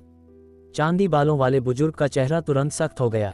उन्होंने अभी रुद्रधाम के नागराजा को अयोग्य कहा था और अब रणवीर रायचंद ने वही शब्द उन्हें लौटा दिए। चेहरा जलने लगा। हाँ, हमारे धाम प्रमुख के सामने तुम्हारे घमंड की क्या औकात। नागराजा विक्रम ने कहा, बदला पूरा महसूस किया। तुम क्या, जल्दी अपने बॉस को बुलाओ। नागराजा विक्रम ने डांटा। धाम प्रमुख की बात सुनकर उन्हें भी पता चल गया कि असली खिलाड़ी गाड़ी में है। मेरे सामने इतनी हिम्मत। चांदी बालों वाला बुजुर्ग गुस्से में आ गया और भयानक औरा उमड़ आई। रुको। तभी गाड़ी से शांत आवाज आई। चांदी बालों वाले बुजुर्ग ने तुरंत हत्या का इरादा समेट लिया, मुड़ा और गाड़ी का दरवाजा खोला। धड़, चमचमाते काले चमड़े के जूते जमीन पर पड़े। व्यक्ति दिखने से पहले ही अदृश्य औरा फैल गई। सबकी नजरों के बीच एक जवान आदमी बाहर निकला। 27-28 साल का, कद लंबा, भौहें तलवार जैसी, आंखें तारे जैसी। सूट में राजकुमार सा लग रहा था। निकलते ही उदासीन नजरों से रणवीर रायचंद और बाकियों को देखा। रुद्रधाम प्रमुख के सामने भी बेहद आत्मविश्वास और शांत। युवा मालिक। चांदी बालों वाले बुजुर्ग ने हल्का झुककर आदर से पुकारा। बुजुर्ग चंदन मेहता, हम मेहमान हैं, विनम्रता रखनी चाहिए। जवान आदमी ने शांत स्वर में कहा। युवा मालिक सही कह रहे हैं, चंदन मेहता ने जल्दी सिर हिलाया। घर में लोगों को संभाल कर बाहर निकलो, ये दूसरों को पढ़ाने की जगह नहीं। रणवीर रायचंद ने उदासीन स्वर में कहा। ये सुनकर चंदन मेहता की आंखों में हत्या का भाव चमका। जवान आदमी ने इशारा किया, तभी चंदन मेहता ने रुक गया। रुद्रधाम प्रमुख रणवीर रायचंद, मिलकर खुशी हुई। जवान आदमी ने मुस्कुराकर कहा। तुम कौन हो और क्या काम है, सीधे कहो, मेहमानों का इंतजार है। रणवीर रायचंद ने ठंडे स्वर में कहा। बिना बुलाए आए थे, अच्छा इरादा नहीं लग रहा था। धाम प्रमुख रणवीर मुझे मेहमान नहीं मान रहे। जवान आदमी की आंखें सिकुड़ी, तेज चमक दिखी। मेहमान बनना है तो पहले मेजबान को कितना सम्मान देते हो, सोचो। रणवीर रायचंद ने ठंडे स्वर में कहा। हे, जवान आदमी अचानक हंसा। लगता है धाम प्रमुख रणवीर मुझे ज्यादा नहीं जानते। परिचय करा दूं, मेरा नाम शौर्य मेहता है। बचपन से दूसरों से एक शब्द बोलना भी उन्हें ऊंचा सम्मान मानना पड़ता था। आज खुद आया हूँ। रणवीर रायचंद, ये तुम्हारे लिए काफी सम्मान है। संयोग से, अगर तुम्हारे सम्मान की खातिर न होती तो तुम्हारे पास वाले बुजुर्ग की बातों पर मैं उन्हें मार चुका होता। रणवीर रायचंद ने ठंडे स्वर में कहा। रणवीर रायचंद, नाशुक्री मत करो, ये हमारे युवा मालिक शौर्य मेहता हैं। पता है मेहता नाम का मतलब क्या है? तुम्हारे लिए तो आसमानी बैकग्राउंड। ज्यादा विनम्र न बने तो जान भी न बचे। बुजुर्ग चंदन मेहता गुस्से से बोले। इस बार शौर्य मेहता ने नहीं रोका, बस मुस्कान देखते रहे। तुम्हारा बैकग्राउंड जो भी हो, बात है तो सीधे कहो, नहीं तो कृपया जाओ। रणवीर रायचंद ने सीधे विदाई दी। शौर्य मेहता की नज़र ठंडी हो गई, इतनी दादागिरी की उम्मीद नहीं थी। तो ऐसे है, मैं घुमा फिरा कर नहीं बोलूंगा। आज सिर्फ एक मकसद, मनस्वी तलवार वापस लो। कृपया ये तलवार सौंप दो। धाम प्रमुख रणवीर। रणवीर रायचंद का दिल हिला। नहीं सोचा था कि मनस्वी तलवार के लिए आए हैं।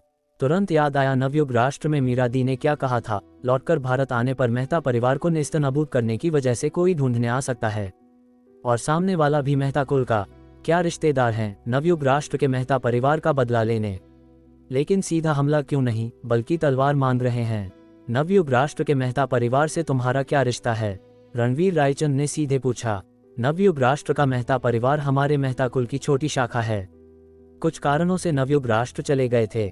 तुमने हमारे मेहता कुल की एक शाखा नेस्तनाबूद की, यह अक्षम्य अपराध है। अब औपचारिक रूप से हुक्म दे रहा हूं कि मनस्वी तलवार जल्दी सौंप दो। शौर्य मेहता ने घमंड से कहा, रणवीर रायचंद को ऊपर से देखते हुए। नवयुग राष्ट्र के मेहता परिवार ने मुझे उकसाया, इसलिए नेस्तनाबूद करना बनता था। मनस्वी तलवार मेरी जीती हुई है। अगर नवयुग राष्ट्र के मेहता परिवार का बदला लेना है तो हाथ साफ करो। रणवीर रायचंद ने उदासीन स्वर में कहा।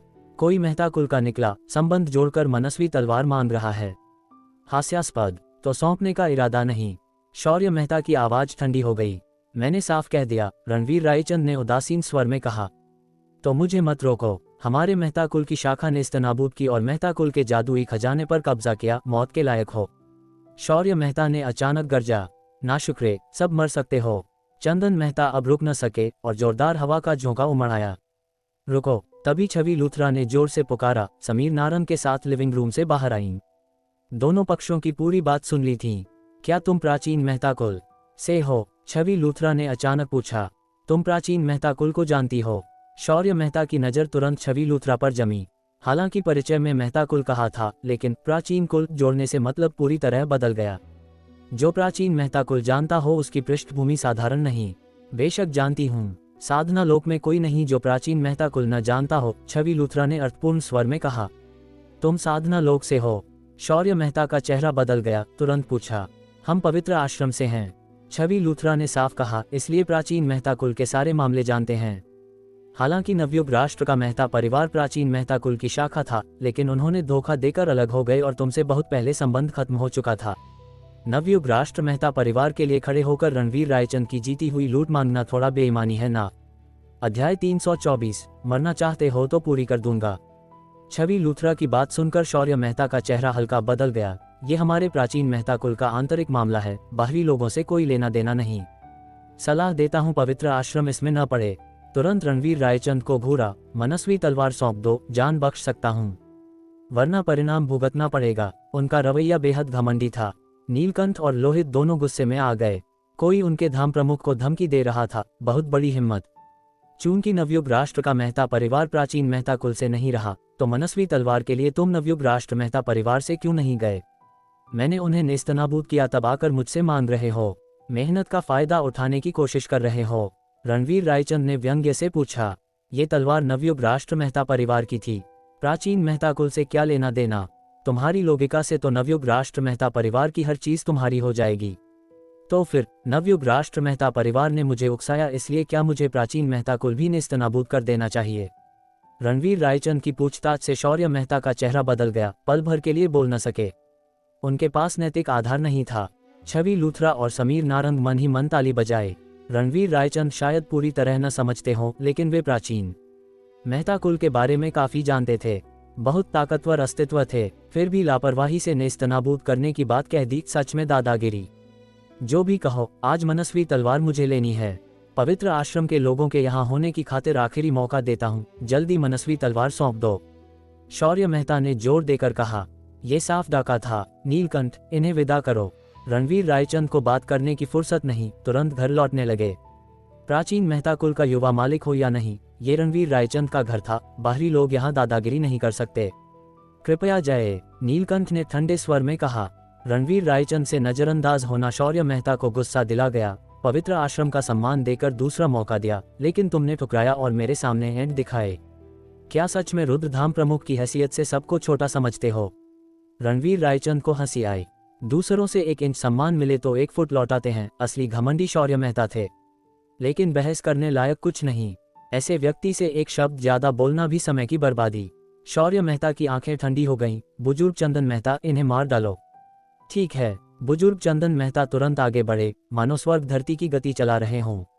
भयानक दबाव तुरंत रणवीर रायचंद और बाकियों पर छा गया। मौत मांग रहे हो? नीलकंठ गरजे। मुक्का फेंका। तुझे ही नापसंद था। चंदन मेहता ने हंकारा भरा, बड़ा हाथ आकाश में लहराया, मानो चक्की की पात से कुचल रहे हों। धड़ाम, अचानक विस्फोट हुआ। नीलकंठ का चेहरा बदल गया। तुरंत पीछे हटे, मुंह के कोने से खून टपका। स्विश, रणवीर रायचंद पल भर में हिले, एक हाथ नीलकंठ की पीठ पर रखा। जोरदार कोमल शक्ति फैली, अंदर की उथल पुथल शांत की और पीछे हटना स्थिर किया। अर्धशक्ति ब्रह्मस्तर। रणवीर रायचंद ने चंदन मेहता को घूर कर कहा, कोई आश्चर्य नहीं कि नीलकंठ न जीत सके, लेकिन मेरे भाई को मेरे दरवाजे पर चोट पहुंचाकर तुमने मेरी हत्या की भावना जगा दी। रणवीर रायचंद की आवाज ठंडी थी। तो क्या हिम्मत है प्राचीन मेहता कुल से टकराने की? अगर समझदार हो तो घुटने टेक कर गलती मानो और मनस्वी तलवार दोनों हाथों से सौंप दो, बुजुर्ग चंदन मेहता ने डांटा। धड़ाम, चंदन मेहता की बात खत्म होते ही रणवीर रायचंद ने तुरंत हाथ चलाया, मुक्का फेंका, भयानक शक्ति लेकर सीधे शून्य लोक को चूर चूर किया, उल्का टक्कर जैसा सब कुछ बाहर ले गया। इस चंदन मेहता ने तुरंत ठंडी सांस ली। ये शक्ति बहुत भयानक थी, उनकी ऑरा भी दब गई। हिलने की कोशिश की तो पता चला कि आसपास का इलाका रणवीर रायचंद से दबा हुआ है, दलदल जैसा। डर से भरकर निर्णायक रूप से हथेली से हमला किया। धड़ कुंद आवाज तुरंत गूंजी। रणवीर रायचंद का मुक्का ऊंचे पहाड़ जैसा उतरा, चंदन मेहता की हथेली को कुचल दिया। चीर, खून तुरंत छलका, मांस लहूलुहान हो गया। रणवीर रायचंद का मुक्का रुका नहीं, बुलडोजर जैसा चंदन मेहता के शरीर की ओर बढ़ा। युवा मालिक, बचाओ, चंदन मेहता ने जल्दी चिल्लाया। बात खत्म होते ही धड़ाम, रणवीर रायचंद का मुक्का सीधे उन पर पड़ा। पल भर में दर्जनों गज उड़कर जमीन पर गिरे। कई पसलियां टूटी, अंदरूनी अंग लगभग चूर हो गए, मुंह से खून की उल्टियां की। रक्षक कवच। रणवीर रायचंद ने आंखें सिकुड़ी। चंदन मेहता के कपड़े मुंह से फट गए, अंदर नर्म कवच दिखा, वही प्रकार जो वरुण मेहता पहने थे। दोनों खजाना कवच पर भरोसा करके घातक वार सह गए। शौर्य मेहता भयभीत दिखे। रणवीर रायचंद की ताकत इतनी भयानक कैसे? मैं तुमसे लड़ूंगा, उन्होंने ठंडे स्वर में चिल्लाया। अचानक प्राण शक्ति संचालित की और तेजी से रणवीर रायचंद की ओर दौड़े। स्पष्ट था कि योद्धा भी थे और साधना बहुत मजबूत। शक्ति ब्रह्मस्तर, रणवीर रायचंद ने ठंडे स्वर में कहा। इतनी कम उम्र में ये स्तर हासिल करना सच में ताकतवर। क्या प्राचीन मेहता कुल भी साधना लोक की ताकत है? अब तक मिले ताकतवर विशेषज्ञों में सिर्फ समीर नारंग ने कम उम्र में ये स्तर हासिल किया था, लेकिन वे पवित्र आश्रम के शिष्य हैं और पवित्र आश्रम आर्यावर्त में साधना लोक की ताकत है, ठाकुर मठ से टक्कर लेने वाली। ये साबित करता था कि शौर्य मेहता की ताकत से प्राचीन मेहता कुल साधारण परिवार नहीं। अलग हुई नवयुग राष्ट्र मेहता कुल शाखा में भी कई महान विशेषज्ञ थे। प्राचीन मेहता कुल की ताकत और भयानक होगी, लेकिन ये यहाँ दादागिरी करने का कोई बहाना नहीं। ड्रैगन स्लेयर पाम तकनीक। शौर्य मेहता ने हवा में गरजा, हथेली तिरछी काटी और गाढ़ी प्राण दीप्ति ने शरीर ढक लिया। साधना में शक्ति ब्रह्म स्तर पर पहुंचकर प्राण शक्ति का उपयोग शक्ति देव स्तर से बिल्कुल अलग। प्राण को रक्षक ऑरा में परिष्कृत करना और रक्षक ऑरा को ठोस बनाना बुनियादी क्षमताएं हैं। शौर्य मेहता की ड्रैगन स्लेयर पाम तकनीक बहुत क्रूर थी, हथेली से की लेकिन तलवार जैसी तेज। रणवीर सर, सावधान। ड्रैगन स्लेयर पाम तकनीक प्राचीन मेहता कुल की आधारभूत युद्ध कौशल में से एक है। तथाकथित युद्ध कौशल सांसारिक युद्ध कलाओं के मूव्स हैं, लेकिन साधना लोक में साधना किए मूव्स बहुत ज्यादा घातक होते हैं, इसलिए युद्ध कौशल कहलाते हैं। रणवीर रायचंद ने सिर हिलाया, समझ गए, लेकिन चेहरा शांत रहा। ड्रैगन स्लेयर पाम तकनीक की उत्पत्ति नहीं जानते थे, लेकिन इस हथेली में स्पष्ट कमी थी। अजय क्रूरता का रास्ता अपनाती थी, शरीर की ताकत पर बहुत सख्त मांग, जो शौर्य मेहता के शरीर की गुणवत्ता पूरी नहीं कर सकती थी। धड़ाम, रणवीर रायचंद ने तुरंत हाथ उठाया और 5 उंगलियां कस लीं, मानो 8 दिशाओं की नब्ज पकड़ ली हो। पल भर में दुनिया रंग बदल गई और जोरदार हवाएं चलीं। हुश, सबसे साधारण हमले से क्रूर विनाशकारी शक्ति से मुक्का फेंका। धड़ाम, रणवीर रायचंद का मुक्का तुरंत ड्रैगन स्लेयर पाम तकनीक से टकराया, मानो शून्य लोक में बम फटा। हिंसक झटका लहर फैली। ये झटका लहरें अकेले साधारण लोगों को गंभीर चोट या मौत दे सकती थीं। नीलकंठ और बाकी सबने प्राण शक्ति संचालित करके प्रतिरोध किया। क्रैक, उसी पल कड़क आवाज आई। सबके दिल कान पे। जल्दी देखा तो शौर्य मेहता की बांह सीधी टूट गई, हड्डी मांस फाड़कर बाहर निकली, भयानक दिख रही थी और खून टपक रहा था। ये ड्रैगन स्लेयर पाम तकनीक है, हमारी आधारभूत युद्ध कौशल में से एक। तुम्हें कैसे दबा न सकी? शौर्य मेहता हैरानी से चिल्लाए, रणवीर रायचंद को राक्षस जैसा देखते हुए। कुछ समस्याएं तलवारों से नहीं, नाम से हल होती है। एक फ़ोन कॉल और साम्राज्य घुटनों पर।